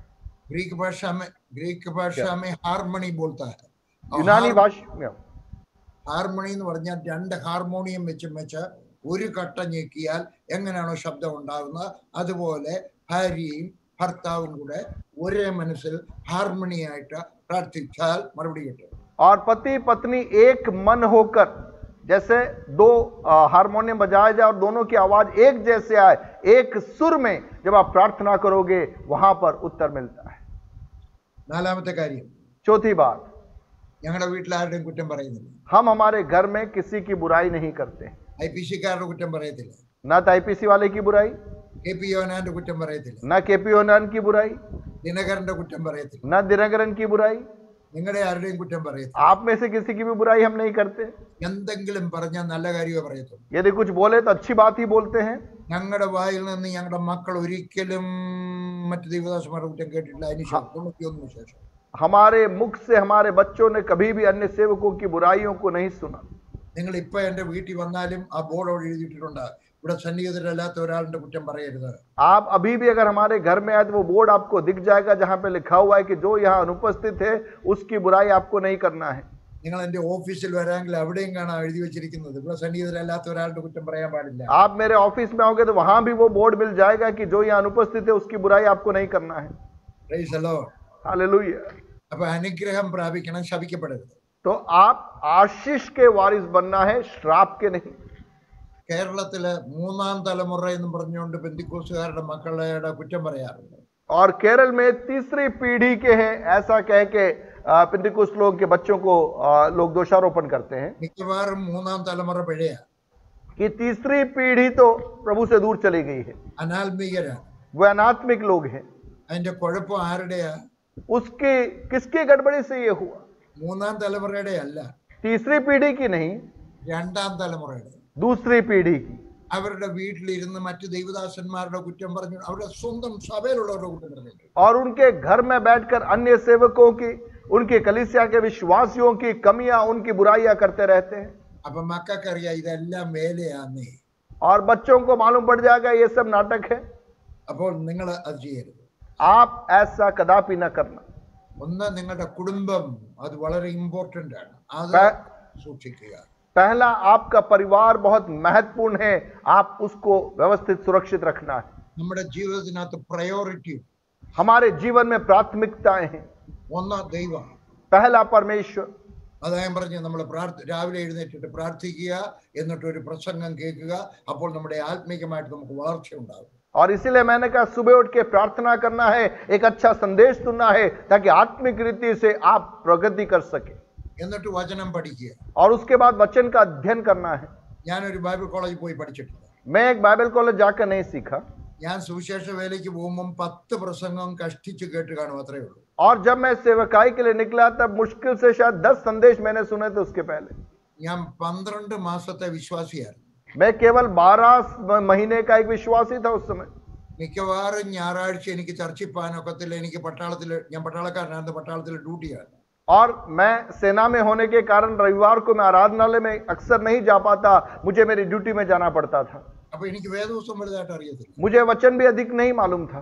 പക്ഷെ ഞാൻ സുവിശേഷ വേലയ്ക്ക് ചെന്ന് കഴിഞ്ഞപ്പോ लेकिन जब मैंने सेवा में प्रवेश किया എല്ലാ മാസിക മുഴുവൻ വരുത്തി, और हर प्रकार की पत्र पत्रिकाओं को मैंने लिया, ഈ ആയിട്ട് വരുത്തിയല്ല, കാശ് കൊടുത്തിട്ട് വരുത്തി. और मुफ्त में नहीं पैसा देकर मैंने मंगवाया. എനിക്കൊരു പോളിസി ഉണ്ട്, ഒന്നും ഫ്രീ ആയിട്ട് വാങ്ങിക്കാൻ പാടില്ല, കാശ് കൊടുക്കണം. और मैंने जीवन में एक सिद्धांत किया कि मुफ्त में कुछ नहीं लेना है, उसकी कीमत अदा करके लेना है. എന്നിട്ട് ഞാൻ ആഴ്ചയിൽ ഒരു ദിവസം ഉപവാസത്തോടെ ഇരുന്നിട്ട് ആരോടും മിണ്ടാതെ മൗനവ്രതം എടുത്തിട്ട് വേദപുസ്തകം പഠിക്കാൻ തുടങ്ങി. और सप्ताह में एक दिन उपवास लेकर किसी से बात न करते हुए केवल पूरा दिन वचन अध्ययन करने लगा. ഞാനൊരു കഠിനാധ്വാനിയാണ്. मैं मेहनती व्यक्ति हूँ. രാവിലെ 6 മണിയാവുമ്പോൾ ട്രാക്ട് കൊടുക്കാൻ പോകും. सुबह 6 बजे मैं ट्रैक्ट बांटने जाता हूँ. 6:30 6 മണിക്ക്, 6:30 नहीं 6 बजे. വൈകുന്നേരം 4 മണി വരെ ട്രാക്ട് കൊടുക്കും. शाम को 4 बजे तक मैं ट्रैक्ट बांटता हूँ. ഇടയ്ക്ക് വന്ന് ബ്രേക്ക്ഫാസ്റ്റ് ഉച്ചയ്ക്കും കഴിക്കും. और बीच में आके नाश्ता दोपहर का खाना मैं खाता हूँ. പക്ഷെ വേഗത്തിൽ പോയിട്ട് പിന്നെയും ട്രാക്ട് കൊടുക്കും. लेकिन जल्दी जाके वापस ट्रैक्ट बांटने जाता हूँ. 4 മണിക്ക് വന്നതിന് ശേഷം 5 വീട്ടിൽ പോയി സുവിശേഷം പറയും. और 4 बजे घर आने के बाद में कम से कम 5 घरों में जाके सुसमाचार बांटता हूँ. ഞാനും എൻ്റെ ഭാര്യയും കൂടെ പോകും. मैं और मेरी पत्नी जाते हैं. എന്നിട്ട് ഞങ്ങൾ സുവിശേഷം പറയും. हम जाकर सुसमाचार बांटते हैं. പക്ഷെ ആഴ്ചയിൽ ഒരു ദിവസം ഞാൻ ബൈബിൾ പഠിക്കാനായിട്ട് മാറ്റി വെക്കും. लेकिन सप्ताह में एक दिन वचन अध्ययन करने के लिए मैं अलग कर देता हूँ. അതുകൊണ്ട് എന്ത് പറ്റി? ഇന്ന് വേദപുസ്തകം ഒരുവിധമൊക്കെ അറിയാം. और उसके कारण क्या हुआ, आज मैं वचन को सही रीति से समझ पा रहा हूँ, सीख पाया. അതുകൊണ്ടാണ് 73 പുസ്തകം എഴുതിയത്. और इसीलिए 73 पुस्तकों को मैं लिख पाया. സാഹിബ്മാരുടെ പുസ്തകത്തിൽ നിന്ന് കോപ്പി അതൊക്കെ ഉണ്ട്, വിഷയമുണ്ട്, ഭാഗങ്ങളുണ്ട്, പക്ഷെ എല്ലാം മിക്കവാറും എല്ലാം ദൈവം എനിക്ക് തന്നതാണ്. और किसी और के द्वारा लिखी गई किताबों को मैंने उसमें से लेके नहीं, लेकिन प्रभु ने दिया, उन बातों को मैं लिख पाया.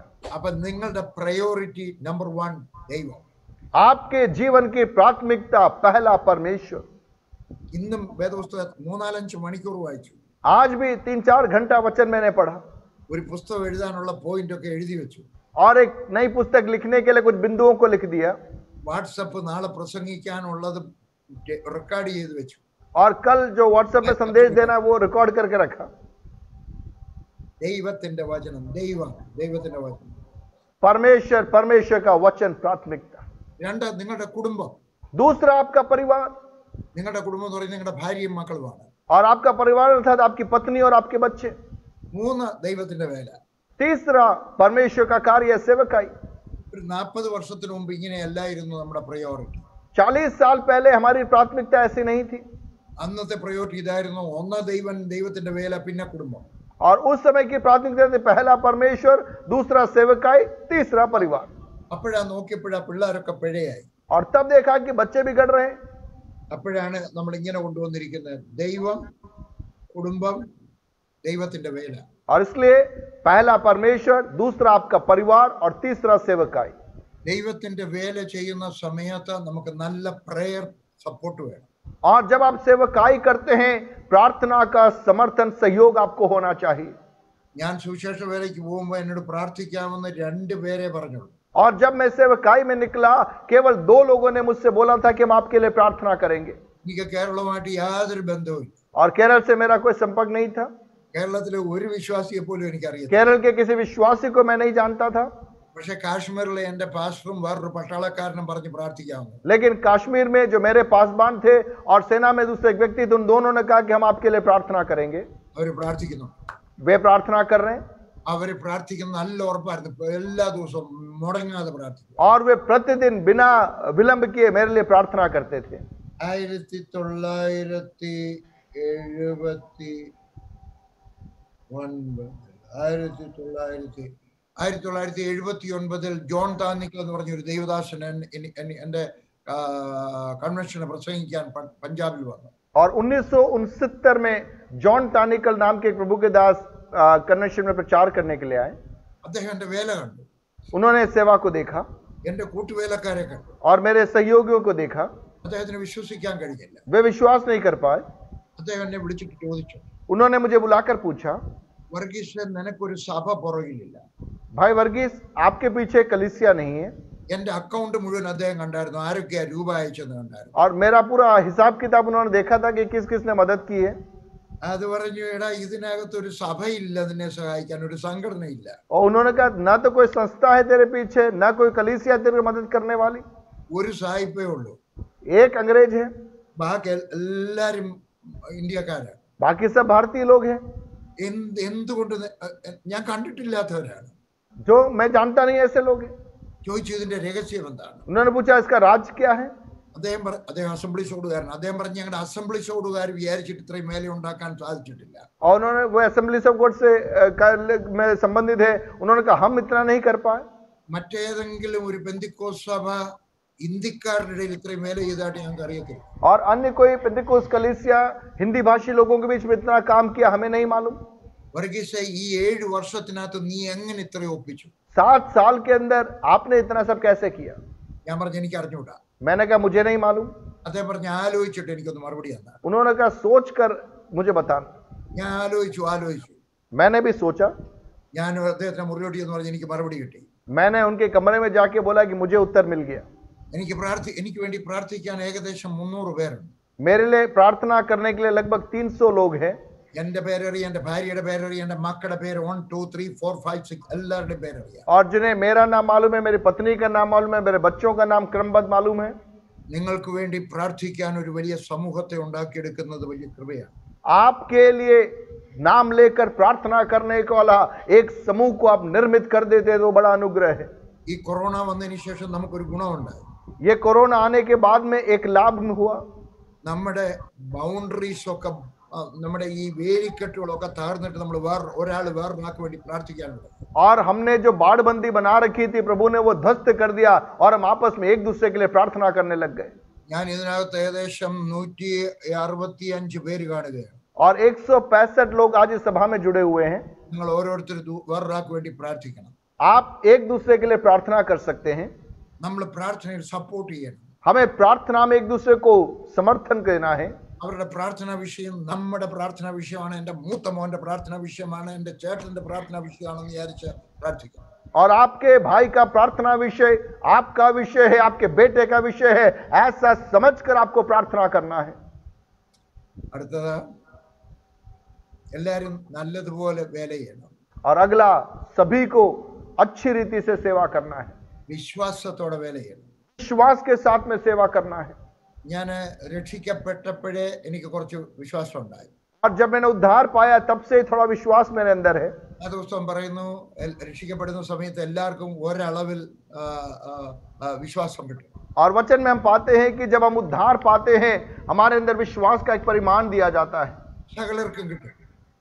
कुछ को मिलता है, സകലർക്കും थोड़ा मिलता है, सबको मिलता है. ചിലർക്ക് കുറച്ച്, ചിലർക്ക് കൂടുതൽ, ചിലർക്ക് കൂടുതൽ. അത് ദൈവത്തിന്റെ ഇഷ്ടം, തരുന്നവന്റെ ഇഷ്ടമാണ്. और प्रभु वो विश्वास का परिमाण सभी को देता है, कुछ को थोड़ा कम, कुछ को थोड़ा ज्यादा. इस प्रकार से वो देने वाले की मनसा है. പക്ഷെ അതിനെ വളർത്തിയെടുക്കാനുള്ള ചുമതല നമ്മുടെയാണ്. लेकिन उसे बढ़ाने की जिम्मेदारी और जवाबदारी मेरी और आपकी है. വിശ്വാസത്തെ പറ്റി പഠിക്കുമ്പോൾ വിശ്വാസത്തിന് അളവുണ്ട്. और विश्वास के बारे में जो हम सीखते हैं तो विश्वास का एक माप है. വിശ്വാസം ഇല്ല, विश्वास अविश्वास है नहीं, विश्वास है नहीं. विश्वास है ही नहीं. യേശു പറയുന്നുണ്ട് നിങ്ങൾക്ക് എന്തുകൊണ്ട് വിശ്വാസം ഇല്ലാതെയായി പോയി. और यीशु कहता है कि क्यों तुमने विश्वास तुम्हें नहीं है. രണ്ട് അല്പവിശ്വാസം, दूसरा अल्प विश्वासी. പിന്നെ പറയുകയാണ് വിശ്വാസം വരുന്നു. और दूसरा इसके बाद कहता है कि विश्वास आ रहा है. അതിന്റെ അർത്ഥം നമ്മുടെ വിശ്വാസം നമുക്ക് വർദ്ധിപ്പിച്ചെടുക്കാം. और उसका अर्थ है कि हम विश्वास का माप बढ़ा सकते हैं. ഞാൻ രക്ഷിക്കപ്പെട്ടപ്പോഴേ എനിക്ക് വിശ്വാസം ഉണ്ടായിരുന്നു. और जब मैंने उद्धार पाया तभी मेरे अंदर थोड़ा विश्वास था. ഞാൻ ഈ വിശ്വാസം വളർത്തിയെടുത്തു. मैंने उस विश्वास के स्तर को बढ़ाया. എങ്ങനെയാ വിശ്വാസം വളർത്തിയെടുക്കുന്നത്? कैसे विश्वास के स्तर को बढ़ाते हैं? വിശ്വാസം കേൾവിയാൽ വരും. विश्वास सुनने से, അതുകൊണ്ട് കേൾക്കണം. इसलिए सुनना है. വേദപുസ്തകം വായിക്കുമ്പോഴും ഉറക്കെ വായിക്കണം, കേൾക്കണം. കേൾവിയാൽ വരുന്നു. और जब वचन आप पढ़ते हैं तब आपको जोर से पढ़ना है ताकि आप उसे सुन सके. ഒത്തിരി ജോർസേ കേൾക്കണ്ട, വായിക്കണ്ട. നിങ്ങൾ കേൾക്കത്തെ കൊണ്ടും വായിക്കണം. और आप खुद सुन सको उतना जोर से आपको पढ़ना है. വേറെ ഒരു ടേപ്പ് വെച്ചും കേൾക്കണം. और आप टेप लगाकर आपको सुनना है. ദൈവത്തിന്റെ വചനം കേൾക്കുമ്പോൾ വിശ്വാസം വർദ്ധിക്കും. और जब परमेश्वर का वचन आप सुनते आपका विश्वास बढ़ जाएगा. ഞാൻ ഇന്ന് മരിച്ചാൽ എൻ്റെ മക്കൾക്ക് കൊടുക്കാൻ ഭൂമിയോ കെട്ടിടോ എൻ്റെ കയ്യിലില്ല. और अगर आज मेरी मृत्यु हो जाए तो मेरे बच्चों को देने के लिए जमीन जायदाद मेरे पास नहीं. എൻ്റെ കയ്യിൽ ഒരു വണ്ടിയില്ല, मेरे पास एक गाड़ी नहीं, ഒരു സൈക്കിൾ പോലും ഇല്ല. एक साइकिल भी मेरी नहीं है. ഞാൻ മരിച്ചു കഴിഞ്ഞാൽ എൻ്റെ കുറച്ച് ഡ്രസ്സും കുറച്ച് ബാങ്കിൽ രൂപ കിടപ്പുണ്ട്, അതുവേ കിട്ടത്തുള്ളൂ. और अगर मेरी मृत्यु हो जाए तो मेरे वस्त्र है और बैंक में थोड़ा बहुत धन है वो मिलेगा. പക്ഷേ എൻ്റെ മക്കൾക്ക് ഞാൻ വലിയ ഒരു സമ്പാദ്യം കൊടുത്തിട്ടുണ്ട്. लेकिन मेरे बच्चों को मैंने एक बहुत बड़ी विरासत सौंपी है. പ്രാർത്ഥിച്ചാൽ മറുപടി കിട്ടുന്ന ഒരു ദൈവമാണ് നമുക്ക് സ്വർഗത്തിലുള്ളത്. कि प्रार्थना का उत्तर देने वाला एक परमेश्वर हमारे लिए स्वर्ग में है, वो विरासत मैंने सौंपी है. അതുകൊണ്ട് നിങ്ങൾ നിങ്ങളുടെ വിശ്വാസം വർദ്ധിപ്പിച്ചെടുക്കണം. നിങ്ങളുടെ സഭയിലുള്ള വിശ്വാസികൾക്ക്, നിങ്ങളുടെ മക്കൾക്ക് ഈ വിശ്വാസം കൈമാറും. और इसीलिए हमें इस विश्वास के स्तर को बढ़ाना है. हमारे बच्चों को और अन्य लोगों को इस विश्वास को हमें हस्तांतरित करना है. എൻ്റെ കഥകള് മലയാളികൾക്കൊക്കെ അറിയാവുന്നതാണ്. और मेरी कई कहानियां, जीवन के अनुभव केरल के लोगों को मालूम है, മിക്കവാറും എല്ലാം അറിയാം. अधिकांश मालूम है. ഞാൻ കട്രായിൽ ചെന്നത് വെറും കൈയോടാണ് ചെന്നത്. और जब मैं कटरा में पहुंचा मैं खाली हाथ पहुंचा था. എൻ്റെ കയ്യിൽ 42 രൂപയുണ്ടായിരുന്നു. मेरे पास केवल 42 रुपए थे. 40 രൂപയ്ക്ക് ഒരു മുറി എടുത്തു. മുറി 40 വാടകയ്ക്ക് എടുത്തു. 40 रुपए में एक कमरा किराए पे लिया. ഒരു മാസത്തേക്ക് 40 രൂപ. एक महीना 40 रुपया किराया. 2 രൂപയ്ക്ക് 1 ലിറ്റർ പാല് വാങ്ങിച്ചു. 2 रुपये में 1 लीटर दूध लिया. എൻ്റെ പൈസ ഇല്ലായിരുന്നു. मेरे पास धन खत्म हो गया. ഞാൻ സിമന്റ് തറയിൽ കമന്ന് കിടന്ന് പ്രാർത്ഥിച്ചു. और सीमेंट फर्श में मैं मुंह के बल गिरकर मैंने प्रार्थना किया. പറഞ്ഞു, ദൈവമേ നീ രൂപ തന്നാൽ ആഹാരം കഴിക്കും, ഇല്ലെങ്കിൽ പട്ടിണി കിടന്ന് കാശ്മീരിൽ മരിക്കും, കേരളത്തിലോട്ട് മടക്കി പോകുന്നില്ല. और मैंने कहा प्रभु अगर तू धन देगा तो मैं खाना खाऊंगा, नहीं तो भूखा रहकर यहीं मर जाऊंगा, लेकिन मैं केरल वापस नहीं जाऊंगा. നിങ്ങൾക്ക് കാണാം ഞാൻ ചത്തിട്ടില്ല, ഇപ്പോഴും നല്ല ആരോഗ്യത്തോടെ ഇരിക്കും. आपको मालूम है मैं मरा नहीं हूं, अभी भी बिल्कुल हष्ट पुष्ट में यहाँ हूं. ഓരോ ദിവസവും വിശ്വാസത്തോടെ ആഹാരം കഴിച്ചു. एक एक दिन विश्वास से भोजन करता हूं. നിങ്ങൾക്കും വിശ്വാസത്തോടെ വലിയ കാര്യങ്ങൾ നേടിയെടുക്കാൻ കഴിയും. आप भी विश्वास से कई बातों को हासिल कर सकते हैं. പരീക്ഷണം നടത്തിയാൽ മതി. आप परखना है बस. ഒരു ദിവസം ഒരു വർഷം കൊണ്ട് 100 പേരെ സ്നാനപ്പെടുത്തി. एक साल में लगभग मैंने 100 लोगों को बपतिस्मा दिया। കാരണം ഞാൻ വിചാരിച്ചു എടാ പെന്തിക്കോസ്ത് ദിവസം 3000 പേരെ സ്നാനപ്പെടുത്തിയെങ്കിൽ ഞാനും വിചാരിച്ച കുറച്ച് പേരെ സ്നാനപ്പെടുത്താനൊക്കെ പറ്റില്ല. और मैंने सोचा कि पेंतिकोस्त के दिन अगर 3000 लोगों को बपतिस्मा एक साथ दे दिया था तो मैं भी तो कुछ लोगों को देना है। 6ാമത്തെ മാസത്തിൽ 18 പേരെ സ്നാനപ്പെടുത്തി. और 6ठे महीने 18 लोगों को बपतिस्मा दिया। അന്നേരവും ബൈബിൾ യോവിന് അറിയത്തില്ല. और तब भी बाइबल अच्छी तरह से नहीं मालूम है। പക്ഷെ നിങ്ങൾ വിചാരിക്കാം 18 എന്ന് പറയുന്ന ഒരു വലിയ നമ്പർ അല്ല. आपको लगता होगा 18 तो बड़ी संख्या नहीं है। ജമ്മു കാശ്മീരിന്റെ ചരിത്രത്തിൽ അന്ന് വരെ ആരും 18 പേരെ സ്നാനപ്പെടുത്തി. और जम्मू कश्मीर के इतिहास में उसके पहले किसी ने 18 लोगों को एक साथ बपतिस्मा नहीं दिया था। ഞാൻ എന്നെ ഉയർത്തി കാണിക്കുവാൻ ശ്രമിക്കുകയല്ല, വിശ്വാസത്തിന്റെ ശക്തി പറയുക. मैं अपने आप को बढ़ा चढ़ाकर प्रस्तुत करना नहीं चाहता, लेकिन आपको विश्वास की सामर्थ्य क्या है वो समझाना चाह रहा हूं।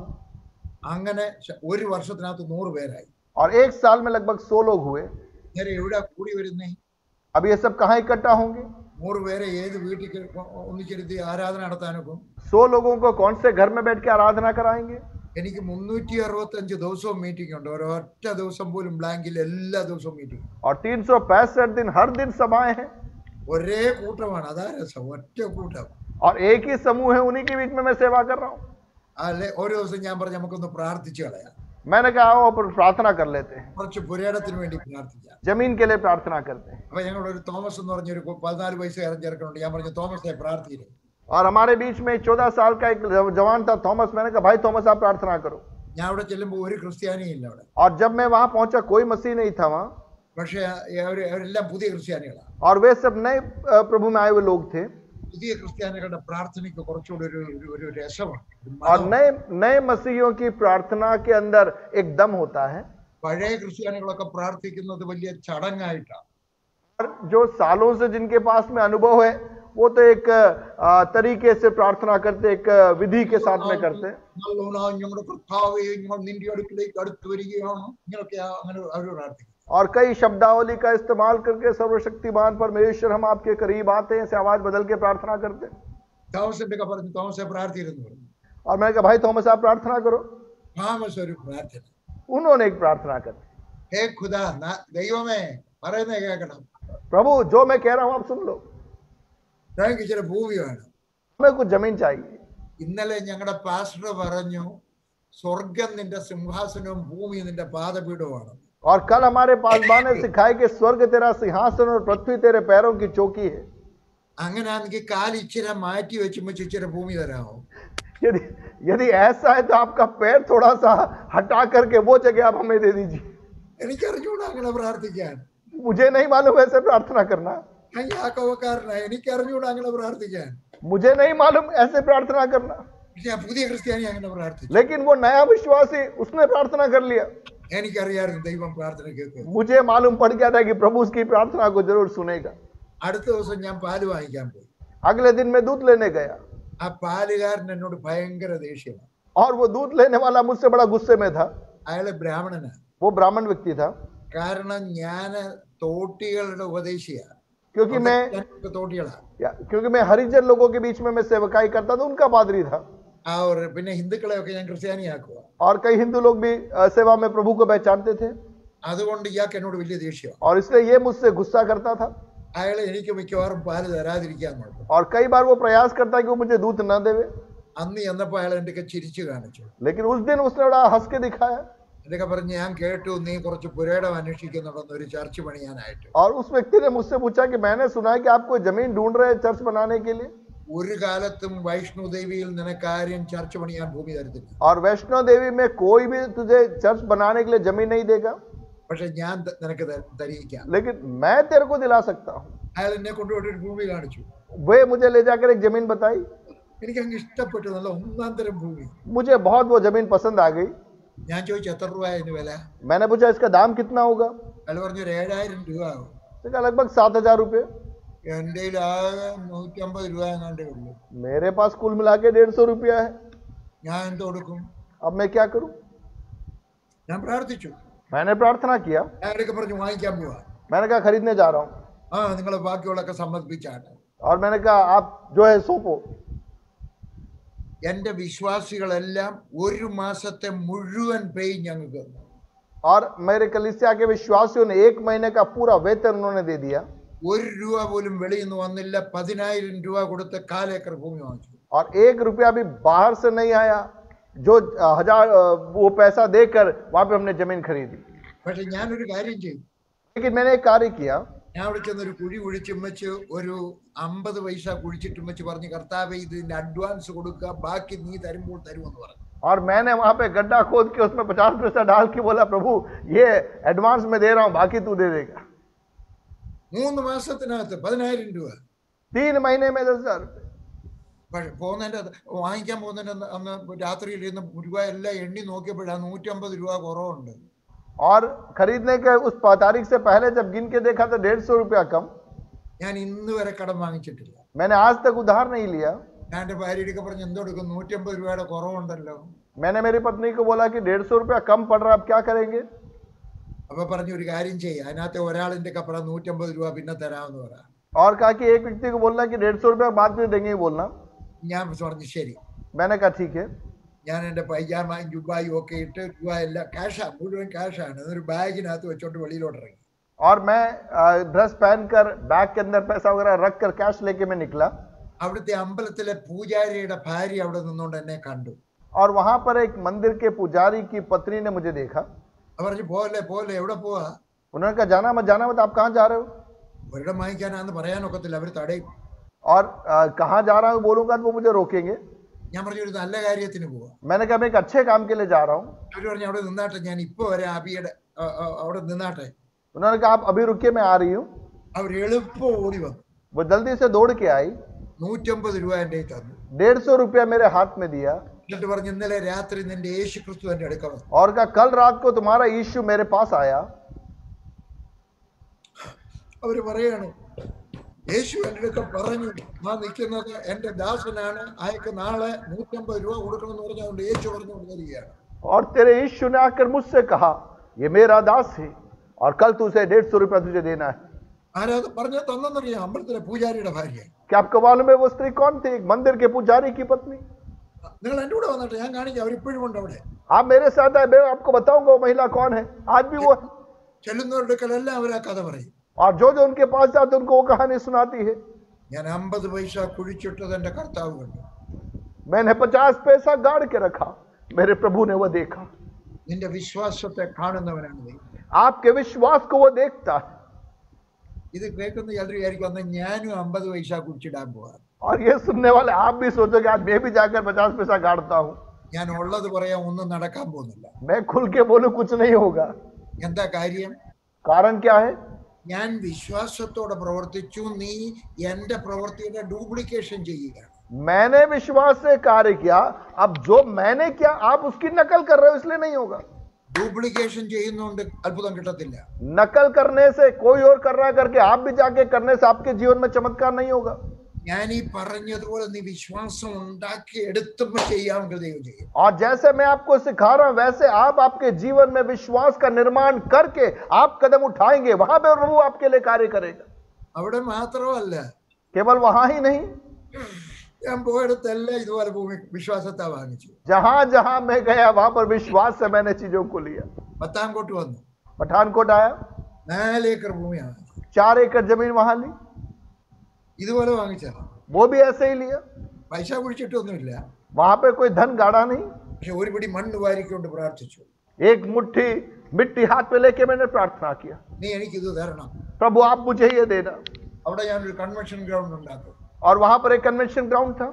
ഞാൻ ലില്ലിയോട് പറഞ്ഞു, എന്റെ ഭാര്യയോട് പറഞ്ഞു, मैंने मेरी पत्नी से कहा ഇവിടെ നമ്മൾ കൺവെൻഷൻ ഗ്രൗണ്ട് ഉണ്ടാക്കും. कि यहाँ पर हम कन्वेंशन ग्राउंड बनाएंगे, അവിടെ നമ്മൾ ചർച്ച് പണിയും. वहां पर हम चर्च बनाएंगे, അവിടെ നമ്മൾ നമ്മുടെ കൂടെ ഉള്ളവർക്ക് താമസിക്കാൻ കെട്ടിടം പണിയും. और वहां पर हमारे साथियों के रहने का स्थान बनाएंगे. അവിടെ നമ്മൾ ബൈബിൾ സ്കൂൾ പണിയും. यहाँ पे हम बाइबल स्कूल बनाएंगे, അവിടെ നമുക്ക് വീട് പണിയും. और वहां पर हम घर बनाएंगे. കാണാതെ ഞാൻ കണ്ടു, പിന്നെ അത് നേരിട്ട് കാണുവാനുള്ള ഭാഗ്യം കർത്താവ്. और बिना देखे मैंने विश्वास से देखा और उसके कारण परमेश्वर ने उन बातों को देखने का अवसर मेरे जीवन में दिया. വിശ്വാസത്തിനകത്ത് കാണണം. विश्वास में हमें देखना है, വലിയ കെട്ടിടം പണിയുന്നത് കാണണം. बड़े भवनों का निर्माण होते हुए देखना है, 1000 പേരെ സ്നാനപ്പെടുത്തുന്നത് കാണണം. हजारों लोगों को बपतिस्मा लेते हुए देखना है। ഒരു കലേഷ്യ ഒരു സഭ പല പുത്രി സഭകൾ ഉണ്ടാകുന്നത് കാണണം. और एक कलीसियाओं में से कई कलीसियाओं को उत्पन्न होते हुए देखना है। ഞാൻ ഒരു സഭ പണിത് കഴിഞ്ഞപ്പോൾ ഞാൻ കണ്ടു, मैंने एक कलीसिया बनाने के बाद देखा, 100 പേരുടെ സഭയായി കഴിഞ്ഞപ്പോൾ ഞാൻ കണ്ടു, 100 लोगों की कलीसिया बनने के बाद देखा കാശ്മീരിലെ ആ പർവ്വതത്തിന്റെ അവിടെ ആളുകളുണ്ട്, അവിടെ ഒരു സഭയാവണം. कि कश्मीर में उस पहाड़ के पास में लोग हैं, वहां भी एक कलीसिया बनना है। ഞാൻ പോയി, मैं वहां गया, 3 വർഷത്തിനകത്ത് 12 സഭയുണ്ടായി. 3 साल में 12 मंडलियां बनी। എന്റെ പൈസ ഇല്ല, मेरे पास धन नहीं है, ഞാൻ പുസ്തകം വിറ്റ് ജീവിക്കുക. मैं पुस्तक बेच के जीवन कर रहा हूं। എന്റെ നിങ്ങൾ പോയിട്ടാണ് എന്റെ ഈ പാലുകാരന്റെ കണ്ട് ചോദിച്ചാൽ മതി, എന്റെ രാവിലെ തൊട്ട് നിന്നോട്ട് പുസ്തകം വിറ്റ് അതാണ് എന്റെ വരുമാനം. और दिन भर में जब पुस्तकें या पर्चियां बांटता हूं, उसके जब जो धन मिलता है वो मेरी आय है। ഞാൻ നിങ്ങളുടെ പറയുന്നു, നിങ്ങൾ വിശ്വാസത്താൽ കാണണം ഒരു വലിയ സഭ, മാത്രമല്ല പുത്രി കലേശകൾ ഉണ്ടാകുന്നത് കാണണം. और मैं आपसे कहना चाहूंगा, आप विश्वास में एक बड़ी कलीसिया को देखना आरंभ कीजिए। केवल उतना ही नहीं, उस कलीसिया के द्वारा अन्य कई कलीसियाओं को बनते हुए आप देखिए। 73 ഒരു കലേശിയ, 1973 में एक मंडली। ഇപ്പൊ എത്ര കലേശിയ ഉണ്ടെന്ന് അറിയാം? क्या आपको मालूम आज कितनी कलीसियाएं हैं? നിങ്ങൾ വിശ്വസിക്കത്തില്ല.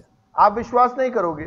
7777 സഭകളുണ്ട്. 7227 से अधिक मंडलियां। എന്താ കാര്യം? कारण क्या है? വിശ്വാസത്തിനകത്ത് കാണുകയാണ്. विश्वास में देख रहा हूं। ആളുകൾ എന്റെ ചോദിക്കും, ഇപ്പോഴെന്തുവാ കാണുന്നത്? लोग मुझसे पूछते हैं कि अभी आप क्या देख रहे हो? ചെറുപ്പമല്ലേ, ഒരു വലിയ സ്വപ്നം കാണുകയാണ്. और जवानी है ना, अभी तो एक बड़ा स्वप्न देख रहा हूं। നിങ്ങളുടെ പ്രായമാകുമ്പോൾ ചിലപ്പോൾ സ്വപ്നമൊക്കെ അങ്ങ് നിന്നെന്ന് വരും. ഇപ്പൊ ചെറുപ്പമാണ് എനിക്ക്. आपकी उम्र में जब पहुंचूंगा तो हो सकता है स्वप्न देखना बंद कर दूंगा। अभी तो जवान हूं इसलिए स्वप्न देख रहा हूं। ഇപ്പോഴത്തെ എന്റെ സ്വപ്നം अभी का मेरा स्वप्न 86 വയസ്സ് വരെ ജീവിച്ചിരിക്കണം. 86 साल तक मुझे जीवित रहना है। ആളുകൾ പറയും, അയ്യോ അല്ല, അതിൽ കൂടുതൽ ജീവിക്കണം. लोग कहते नहीं नहीं और भी आपको जीना है। അത് ദൈവം നിശ്ചയിച്ചോ. वो प्रभु करेगा। എനിക്ക് 86 വയസ്സ് വരെ मुझे 86 साल तक जीना है। ഞാൻ മരിക്കുന്ന സമയത്ത് ഞങ്ങളുടെ സംഘടനയിൽ മാത്രം എനിക്ക് 10 ലക്ഷം വിശ്വാസികളെ കാണാൻ സാധിക്കും. और मेरे ही जीवन काल में, मेरी मृत्यु से पहले मेरी ही संस्था के अंदर 10 लाख से अधिक विश्वासियों को मुझे देखना है। ഇപ്പൊ 2 ലക്ഷമേ ഉള്ളൂ. अभी 2 लाख ही है। 8 ലക്ഷം കൂടെ വടക്കേ ഇന്ത്യയിലോ. 8 लाख और उत्तर भारत में പ്രയാസമാണ്, मुश्किल है। പ്രയാസമുള്ളതാ ഞാൻ ദൈവത്തിന്റെ ഒക്കെ ചോദിക്കുന്നത്. जो मुश्किल है वही तो मैं प्रभु से मांग रहा हूं। പ്രയാസം ഇല്ലെങ്കിൽ പിന്നെ ദൈവത്തിന്റെ കാല് പിടിക്കേണ്ട കാര്യമൊന്നുമില്ല. ഞാൻ അങ്ങോട്ട് സഹായിക്കാം. പക്ഷേ अगर कठिन नहीं है तो मुझे प्रभु से बोलने की जरूरत नहीं, मैं अपने दम पे कर सकता हूं। അസാധ്യമായിട്ടുള്ള ചില കാര്യങ്ങൾ ദൈവത്തിന്റെ ഒക്കെ ചോദിച്ചാൽ, असंभव कुछ बातों को प्रभु से मांगिए। ഞാൻ ചോദിച്ചു, ദൈവം തന്നു, നിങ്ങൾക്ക് തരും. मैंने पूछा, प्रभु ने दिया, आपको भी वो देगा। ഞാൻ കട്ടറായി ചെല്ലുമ്പോൾ ഒരൊറ്റ വിശ്വാസിയില്ല. आज जब मैं कटरा में पहुंचा एक विश्वासी नहीं था। ഹിന്ദുക്കളുടെ പുണ്യഭൂമിയാണ്. हिंदुओं की पुण्य भूमि थी वो। ഇന്ന് എത്ര കലേശിയ ഉണ്ടെന്നറിയാം അവിടെ? आज के आपको मालूम है कितनी कलीसिया है वहां? അതൊരു കൊച്ചു പട്ടണമാ. वो एक छोटा शहर है। നമ്മുടെ നാട്ടിലെ ചെങ്ങന്നൂരിന്റെ അത്രയും പോലും ഇല്ല കേട്ടോ. और केरल में चंगनूर जैसा छोटा जगह, കൊച്ചു പട്ടണം, 7 സഭ. छोटा जगह लेकिन आज 7 सभा। എങ്ങനെ ഉണ്ടായി? कैसे हुआ? विश्वास। വിശ്വസിക്കുക, നിങ്ങളും വിശ്വസിക്കുക. आप भी विश्वास करें, നിങ്ങൾക്ക് വേണ്ടി വിശ്വസിക്കുക. आपके लिए विश्वास कीजिए। നിങ്ങൾ ആ സമയത്ത് തന്നെ മറ്റുള്ളവരെ കൂടെ സഹായിക്കുക. आप उसी समय अन्य लोगों की मदद भी कीजिए। ഞാൻ എളുപ്പം നിർത്താം. പഞ്ചാബിലായിരിക്കുന്ന സമയത്ത് പഞ്ചാബിലായിരിക്കുന്ന സമയത്ത് ഒരു ദിവസം ജേക്കബ് ജോണിന് സുഖമില്ല, പാസ്റ്റർ ജേക്കബ് ജോണിന് സുഖമില്ലെന്ന് കേട്ടു. और जब मैं पंजाब में था तब मुझे खबर मिली कि पास्टर जेकब जॉन की तबीयत खराब है। പാസ്റ്റർ ജേക്കബ് ജോൺ IPC കാരനാണ്. पास्टर जेकब जॉन IPC कलीसिया से है। ഞാനുമായിട്ട് യാതൊരു ബന്ധവും, मुझसे कोई संबंध नहीं।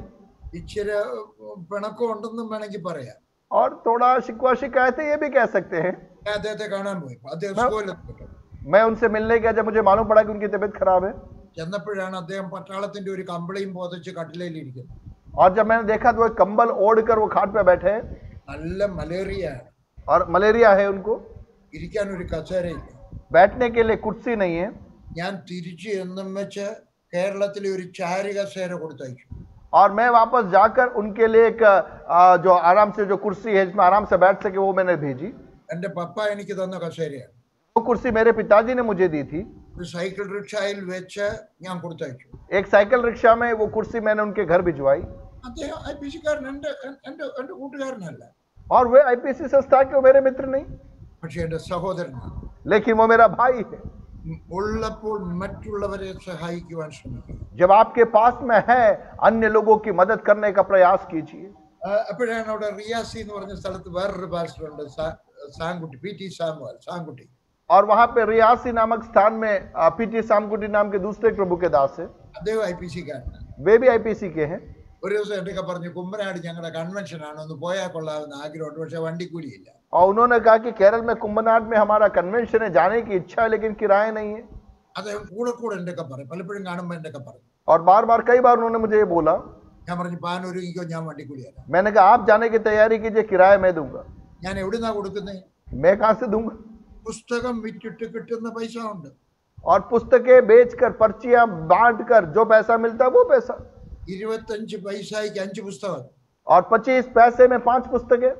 ഒരു സെറ്റ് പുസ്തകം വെക്കുമ്പോൾ 10 പൈസ കിട്ടും. और जब एक सेट पुस्तकें बेचता हूं तो मुझे 10 पैसा मिलता है.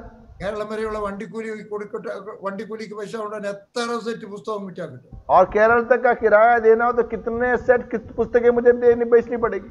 ഞാൻ അദ്ദേഹത്തിന് വണ്ടിക്കൂലി കൊടുക്കും. मैंने उनको जाने का किराया दिया. എന്റെ സഭയെ ചേർക്കാനൊന്നുമല്ല, मेरी कलीसिया में शामिल करने के लिए नहीं. ഞാൻ ഇന്ന് വരെ വേറൊരു സംഘടനയിൽ നിന്ന് ആരെയും എടുത്തിട്ടില്ല. मैं अन्य संस्थाओं से लोगों को मैं नहीं लेता हूं. ഞാൻ ഈ പറഞ്ഞതിന്റെ അർത്ഥം, मेरे कहने का अर्थ, നിന്റെ സഹോദരനെ സ്നേഹിക്കണം, നിന്റെ ഒരു ആവശ്യത്തിലുള്ള ഒരു സഹോദരനെ സഹായിക്കണം.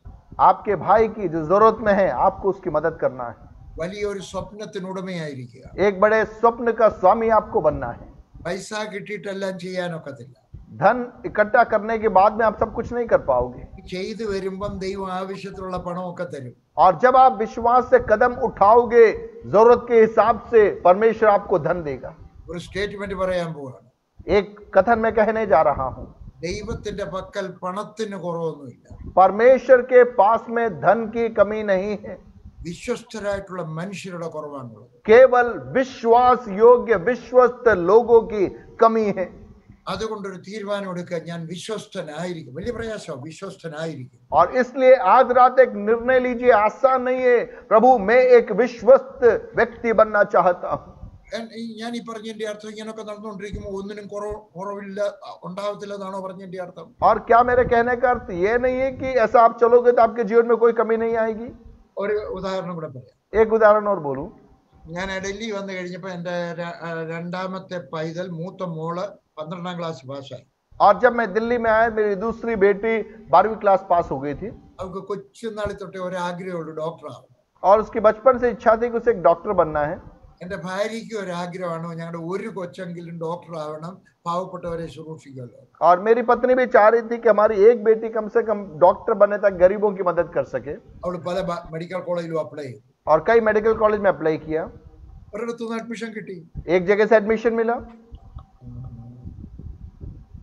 മഹാരാഷ്ട്രയിലെ അംബജോഗായി എന്ന് പറഞ്ഞ മെഡിക്കൽ കോളേജിൽ നിന്ന് അഡ്മിഷൻ കിട്ടി. और महाराष्ट्र में एक मेडिकल कॉलेज से एडमिशन मिला. അംബജോഗായി. अंबजोगाई. ഓർഡർ അവിടെ എഴുത്ത് വന്നു, ഇത്ര ദിവസത്തിനകത്ത് വന്ന് അഡ്മിഷൻ വാങ്ങിച്ചോണം. और वहां से खत आया कि इतने दिन के अंदर आपको एडमिशन लेना है. 1.25 ലക്ഷം രൂപ കൊടുക്കണം. 1.5 लाख रुपया देना है. ഒരു വർഷത്തെ ഫീസാ. 1 साल की फीस है. ഒന്നിച്ചു കൊടുക്കണം. एक साथ देना है. എൻ്റെ പൈസ ഇല്ല. मेरे पास धन नहीं है. 3 ദിവസമേ ഉള്ളൂ ഇനി യാത്ര ചെയ്യാൻ. 3 दिन है सफर करने के लिए. പ്രാർത്ഥിച്ചു. प्रार्थना किया. അന്നേരം ഒരാൾ വന്ന് പറഞ്ഞു, ഞങ്ങളുടെ എൻ്റെ തന്നെ ലീഡറാ വന്ന് വെച്ച് പറഞ്ഞു, ഇതൊരു സംഘടനയിൽ നിന്ന് എടുത്തോ, കുഴപ്പമൊന്നുമില്ല, സംഘടനയിൽ രൂപ കിടപ്പുണ്ടല്ലോ, 1.25 ലക്ഷം രൂപ എടുത്താണ്. और मेरे एक अगुए ने आकर बोला कि संस्था में पैसा है, वहां से लेकर आप 1.5 लाख रुपए दे दो, हो जाएगा. എൻ്റെ അടുക്ക പറഞ്ഞില്ല, എൻ്റെ ഭാര്യയുടെ അടുക്ക പറഞ്ഞു. എൻ്റെ അടുക്ക പറയാനുള്ളത് എൻ്റെ ഇടമില്ല. मेरे से नहीं बोला, बोलने की हिम्मत भी नहीं. मेरी पत्नी को जाके बोला. എൻ്റെ ഭാര്യ പറഞ്ഞു, ഇന്ന് വരെ സംഘടനയിൽ നിന്ന് രൂപ എടുത്തിട്ട്. मेरी पत्नी ने बोला आज तक संस्था का पैसा हमने व्यक्तिगत चीजों में नहीं लाना है. എടുക്കത്തില്ല. मैंने कहा मैं नहीं लूंगा. അയാൾ കാര്യമൊക്കെ പറഞ്ഞു, നിങ്ങളല്ലയോ സംഘടന ഉണ്ടാക്കിയേ. और उसने कहा आप ही ने तो संस्था को बनाया है. എടുക്കത്തില്ല. मैंने कहा मैं नहीं लूंगा. വേറൊരാൾ വന്ന് പറഞ്ഞു. दूसरे एक व्यक्ति ने आके कहा. ആരാണ്? A.T. ജോസ്. A.T. जोस नामक व्यक्ति. അമ്മാമ്മ ഈ സുവർണാവസരം പാഴാക്കരുത്. ये बहुत अच्छा सुअवसर है, आप इसको खोना मत. ഓരോരുത്തർ 10-25 ലക്ഷം രൂപയും കൊണ്ട് ക്യൂ നിൽക്കുവാണ്. ഇതാണ് ഒരു 1.25 ലക്ഷം രൂപ ഫീസ് കൊടുത്താൽ മതി, വേണമെങ്കിൽ ഞാൻ രൂപ കടമായിട്ട് തരാം, മോള് ഡോക്ടറായി കഴിയുമ്പോൾ തിരികെ തന്നാൽ മതി. और लोग 10 लाख 25 लाख रुपए एडमिशन के लिए देते हैं, तब का जाके एडमिशन होता है, लेकिन आपको तो केवल फीस में एडमिशन हो रहा है। मैं आपको थोड़ा उधार दे देता हूं, जब आपकी बच्ची डॉक्टर बन जाता है वापस दे देना। ലിലി പറഞ്ഞു ഞങ്ങളുടെ കൊച്ച് ബോധം കെട്ട് വീഴുന്ന കണ്ടിട്ടും പാല് കടം വാങ്ങിക്കത്തില്ല. और मेरी पत्नी ने कहा कि हमारी बच्चे भूख से बेहोश हो गए थे, लेकिन हमने वहां पे उधार नहीं लिया, हम उधार नहीं लेंगे। ദൈവത്തിന്റെ പദ്ധതിയാണെങ്കിൽ ഈ 3 ദിവസത്തിനകത്ത് 1.5 ലക്ഷം രൂപ കിട്ടും. यदि प्रभु की योजना में है तो अगले 3 दिन के अंदर ये 1.5 लाख रुपया प्रभु देगा। നിങ്ങൾക്കറിയാം എന്താ പറ്റിയെന്ന്? क्या आपको मालूम है क्या हुआ? ഒന്നും സംഭവിച്ചില്ല. कुछ नहीं हुआ, അഡ്മിഷൻ കിട്ടി. एडमिशन नहीं मिला। പിന്നെ അവള് BSc പാസ്സായി, फिर उसने बीएससी पढ़ाई किया, MSc പാസ്സായി. एमएससी पास किया। അപ്പൊ അവിടെ പേരെന്തുവാന്നറിയാം? क्या आपको मालूम है अभी उसका नाम क्या है? Doctor Annie Varghese PhD. Doctor Annie Varghese PhD. Medical doctor ആയില്ല, പക്ഷെ ഇന്ന് അവൾ അമേരിക്കൻ ഗവൺമെന്റിന്റെ സർട്ടിഫൈഡ് സൈക്കോളജിസ്റ്റ് ഡോക്ടറാണ്. और वो एक मेडिकल डॉक्टर नहीं बनी, लेकिन अमेरिकन गवर्नमेंट की सर्टिफाइड वो एक साइकोलॉजिस्ट बन गई। വിശ്വാസത്തിനകത്ത് ജീവിക്കുമ്പോൾ ചില സ്വപ്നങ്ങൾ സാക്ഷാത്കരിക്കപ്പെട്ടില്ലെന്ന് വരാം. और विश्वास के जीवन यात्रा के अंदर हो सकता है आपके कुछ स्वप्न हकीकत में तब्दील न हो। ഞാൻ ഇച്ചിരി ഇംഗ്ലീഷ് പറയട്ടെ. मैं उसको अंग्रेजी में बोलूं? There are many battles in a war. You may lose 1 or 2 small battles, but finally you win the war. आपके जीवन रूपी उस संघर्ष में, उस युद्ध में कई आपके जीवन यात्रा में कई युद्ध आपको पास में होंगे। हो सकता है 1-2 युद्ध आप हार जाओ, लेकिन आखिरकार विजय आपको मिलेगी। छोटा छोटा युद्ध जो है, बैटल्स जो है, हो सकता है वो हार जाए, लेकिन आखिर में विजय आपका है. You may lose the small battles, but at the end you will receive the final victory. നമ്മുടെ സ്വപ്നങ്ങളൊക്കെ ചിലത് സാക്ഷാത്കരിക്കപ്പെടാതെ പോയാൽ അതിനെപ്പറ്റി ഓർത്ത് കണ്ണുനീര് ഒഴുക്കണ്ട. ആർക്കും കടക്കാരനല്ലാത്ത ദൈവം നിന്റെ കൂടെ ഉണ്ടെന്നുള്ളത്. हो सकता है आपके जीवन में कुछ स्वप्न शायद पूरे नहीं हो, लेकिन आपको दुखी नहीं होना है। किसी का कर्जदार न रहने वाला परमेश्वर आपके जीवन में आपको आगे बढ़ाएगा, आपके लिए कार्यों को करेगा। എന്റെ ദൈവം അയക്കുക മാത്രമല്ല, അവൻ കൂടെ വരുന്നവൻ. मेरा परमेश्वर न केवल मुझे भेजता है, लेकिन वह मेरे संग मेरे साथ आने वाला है। ഞാൻ എവിടെയെല്ലാം പോയിട്ടുണ്ടോ അവൻ എന്റെ കൂടെ വന്നിട്ടുണ്ട്. मैं जहां जहां गया वहां पर मेरा प्रभु मेरे साथ आया. 10ാം ക്ലാസ്സേ പഠിച്ചിട്ടുള്ളൂ. मैं 10वीं ही पढ़ा हूं. എന്റെ കുടുംബത്തിൽ ഒരു പാസ്റ്ററോ ഉപദേശിയോ ഒന്നും ഇല്ലായിരുന്നു. എന്റെ കൈക്ക് എനിക്കൊരു പ്ലാറ്റ്ഫോം ഒരുക്കി തരാൻ ആരും ഇല്ലായിരുന്നു. मेरे घर में पहले से कोई सेवा में नहीं था, मेरे लिए एक मंच तैयार करके मेरा हाथ बढ़ाकर मुझे प्रोत्साहित करने के लिए. എനിക്ക് വിദേശത്ത് ഒരുത്തരും ഇല്ലായിരുന്നു ഫോറിനെ കൊണ്ടുപോകാനായിട്ട്. और विदेश में कोई नहीं था मुझे बाहर ले जाने के लिए. പക്ഷേ എന്റെ വിചാരം 37 വിദേശ രാജ്യത്ത് പോയിട്ടുണ്ട്. और लगभग 37 राज्यों में जाने के लिए प्रभु ने मुझे अवसर दिया. ഇപ്പോഴാ മലയാളം സഭകളിലൊക്കെ വിദേശത്ത് പോയി പ്രസംഗിക്കാൻ തുടങ്ങുന്നത്. അതിനു മുമ്പെല്ലാം സായിപ്പ്മാരുടെ സഭയിലാണ്. और ये तो अभी मैं केरल वालों के बीच में जाकर विदेशों में प्रचार करता, बाकी पहले वहीं के स्थानीय लोगों के बीच में जाके संदेश देता था. 10ാം ക്ലാസ് പഠിച്ചവൻ ഇംഗ്ലീഷ് അറിയാം. 10वीं क्लास पास व्यक्ति अंग्रेजी कैसे सीखा? എന്റെ ദൈവം അയക്കുക മാത്രമല്ല, കൂടെ വരുന്നവനാണ്. കൂടെ വരിക മാത്രമല്ല, അവൻ എക്വിപ്പ് ചെയ്യുന്നവനാണ്. और न केवल मेरा परमेश्वर मुझे भेजता है, न केवल वह मेरे संग आता है, लेकिन वह मुझे सुसज्जित करता है. അതുകൊണ്ടാണ് ഞാൻ വിദേശത്ത് പോയിട്ട് സായിപ്പ്മാരുടെ സഭയിൽ, ജോൺ ഓസ്റ്റിന്റെ സഭയിൽ വലിയ വലിയ സഭകളിൽ പ്രസംഗിക്കാനുള്ള ഭാഗ്യം ഉണ്ടായത്. और इसीलिए मैं विदेश में गया, जॉन ऑस्टिन जैसे नामी सेवकों की कलीसियाओं में जाकर मैं प्रचार कर सका. പാസ്റ്റർ സെമിനാറിനകത്ത് പ്രസംഗിക്കാൻ ഭാഗ്യം കിട്ടിയത്. पास्टर सेमिनार में जाके मैं वचन सिखा सका. കെന്നത്ത് ഹാഗിന്റെ കൂടെ നിന്ന് പ്രസംഗിക്കാൻ ഭാഗ്യം കിട്ടിയത്. केनेथ हैगिन के साथ में प्रचार में करने का अवसर प्रभु ने दिया. എന്റെ കുടുംബത്തിന്റെ മഹിമ കൊണ്ടൊന്നുമല്ല, मेरे पारिवारिक पृष्ठभूमि के कारण नहीं, എന്റെ ഓർഡിനേഷൻ സർട്ടിഫിക്കറ്റ് കൊണ്ടുമല്ല, मेरे ऑर्डिनेशन सर्टिफिकेट के कारण भी नहीं.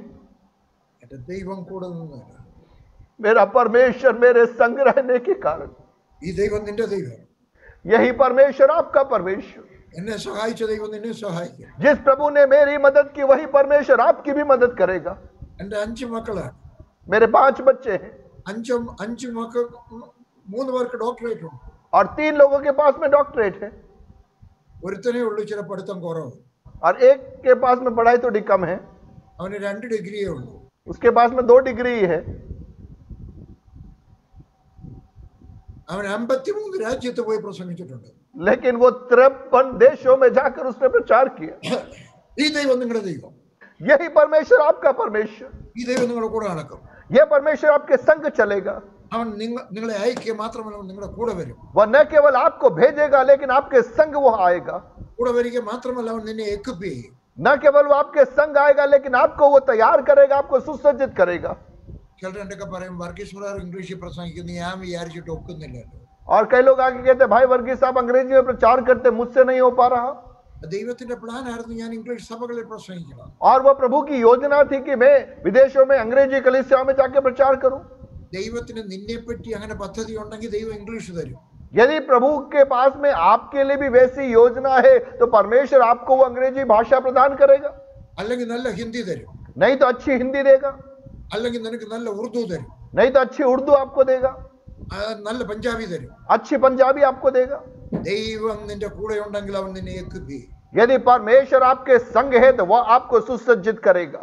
ഈ ദൈവം നിന്റെ ദൈവം. यह परमेश्वर आपका परमेश्वर. ഞാൻ നിങ്ങൾക്ക് വേണ്ടി പ്രാർത്ഥിക്കാൻ പോവുകയാണ്. मैं आपके लिए प्रार्थना करने जा रहा हूं. ദൈവം തന്റെ മക്കൾക്ക് വേണ്ടി ഒരുക്കിയിരിക്കുന്നത് കണ്ണ് കണ്ടിട്ടില്ല, ചെവി കേട്ടിട്ടില്ല, മനുഷ്യന്റെ ഹൃദയത്തിൽ തോന്നിയിട്ടില്ല. और जो बातें परमेश्वर ने उससे प्रेम करने वालों के लिए तैयार की है, वह न किसी आंख ने देखी है, न किसी कानों में सुनी गई है, न किसके मन में विचारा गया है.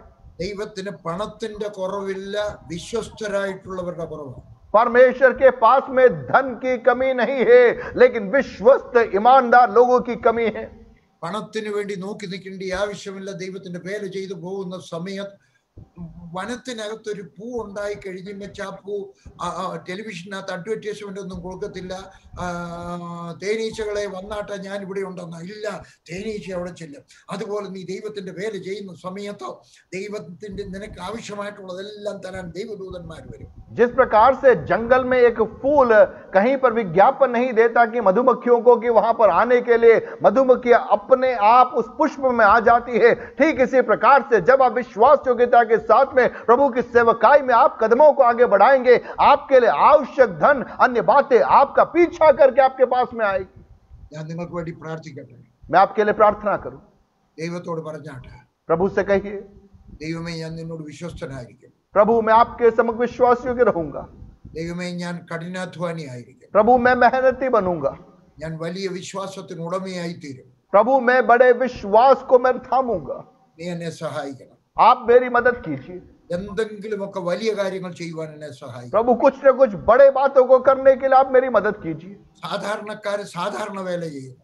साधारण लोग साधारण बातों को करने दे, അസാധാരണ വേല ചെയ്യുന്നത് അസാധാരണക്കാരായിരിക്കും. और असाधारण लोग असाधारण कार्यों को करने पाए. എന്നെ ഒരു അസാധാരണ വേലയ്ക്ക് വേണ്ടി തയ്യാറാക്കണമേ. प्रभु मुझे एक ऐसे असाधारण कार्य को करने के लिए आप तैयार कीजिए. ദൈവമേ മറ്റാരും ഇതുവരെ ചെയ്തിട്ടില്ലാത്തൊരു വേല ചെയ്യുവാൻ എന്നെ ഉപയോഗിക്കണം. प्रभु ऐसे कार्यों को जो अन्य लोगों ने नहीं किया, ऐसे कार्यों को करने के लिए. 10ാം ക്ലാസ് മാത്രം പഠിച്ച PG വർഗീസിനെ നീ ഇത്രയും ഉപയോഗിച്ചെങ്കിൽ കർത്താവെ അതുപോലെ അതിനേക്കാൾ കൂടുതൽ ഉപയോഗിക്കുവാൻ എന്നെ സഹായിക്കണം. 10वीं क्लास तक पढ़े हुए एक PG वर्गीस को प्रभु आप इस्तेमाल में ले सकते हैं, उससे बढ़कर अन्य लोगों को आप इस्तेमाल में लीजिए.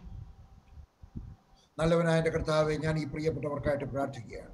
पिता परमेश्वर प्रियों के लिए हम प्रार्थना करते हैं, അവരെ ഉപയോഗിക്കണമേ എന്ന് പ്രാർത്ഥിക്കുന്നു. आप उन्हें इस्तेमाल में लीजिए.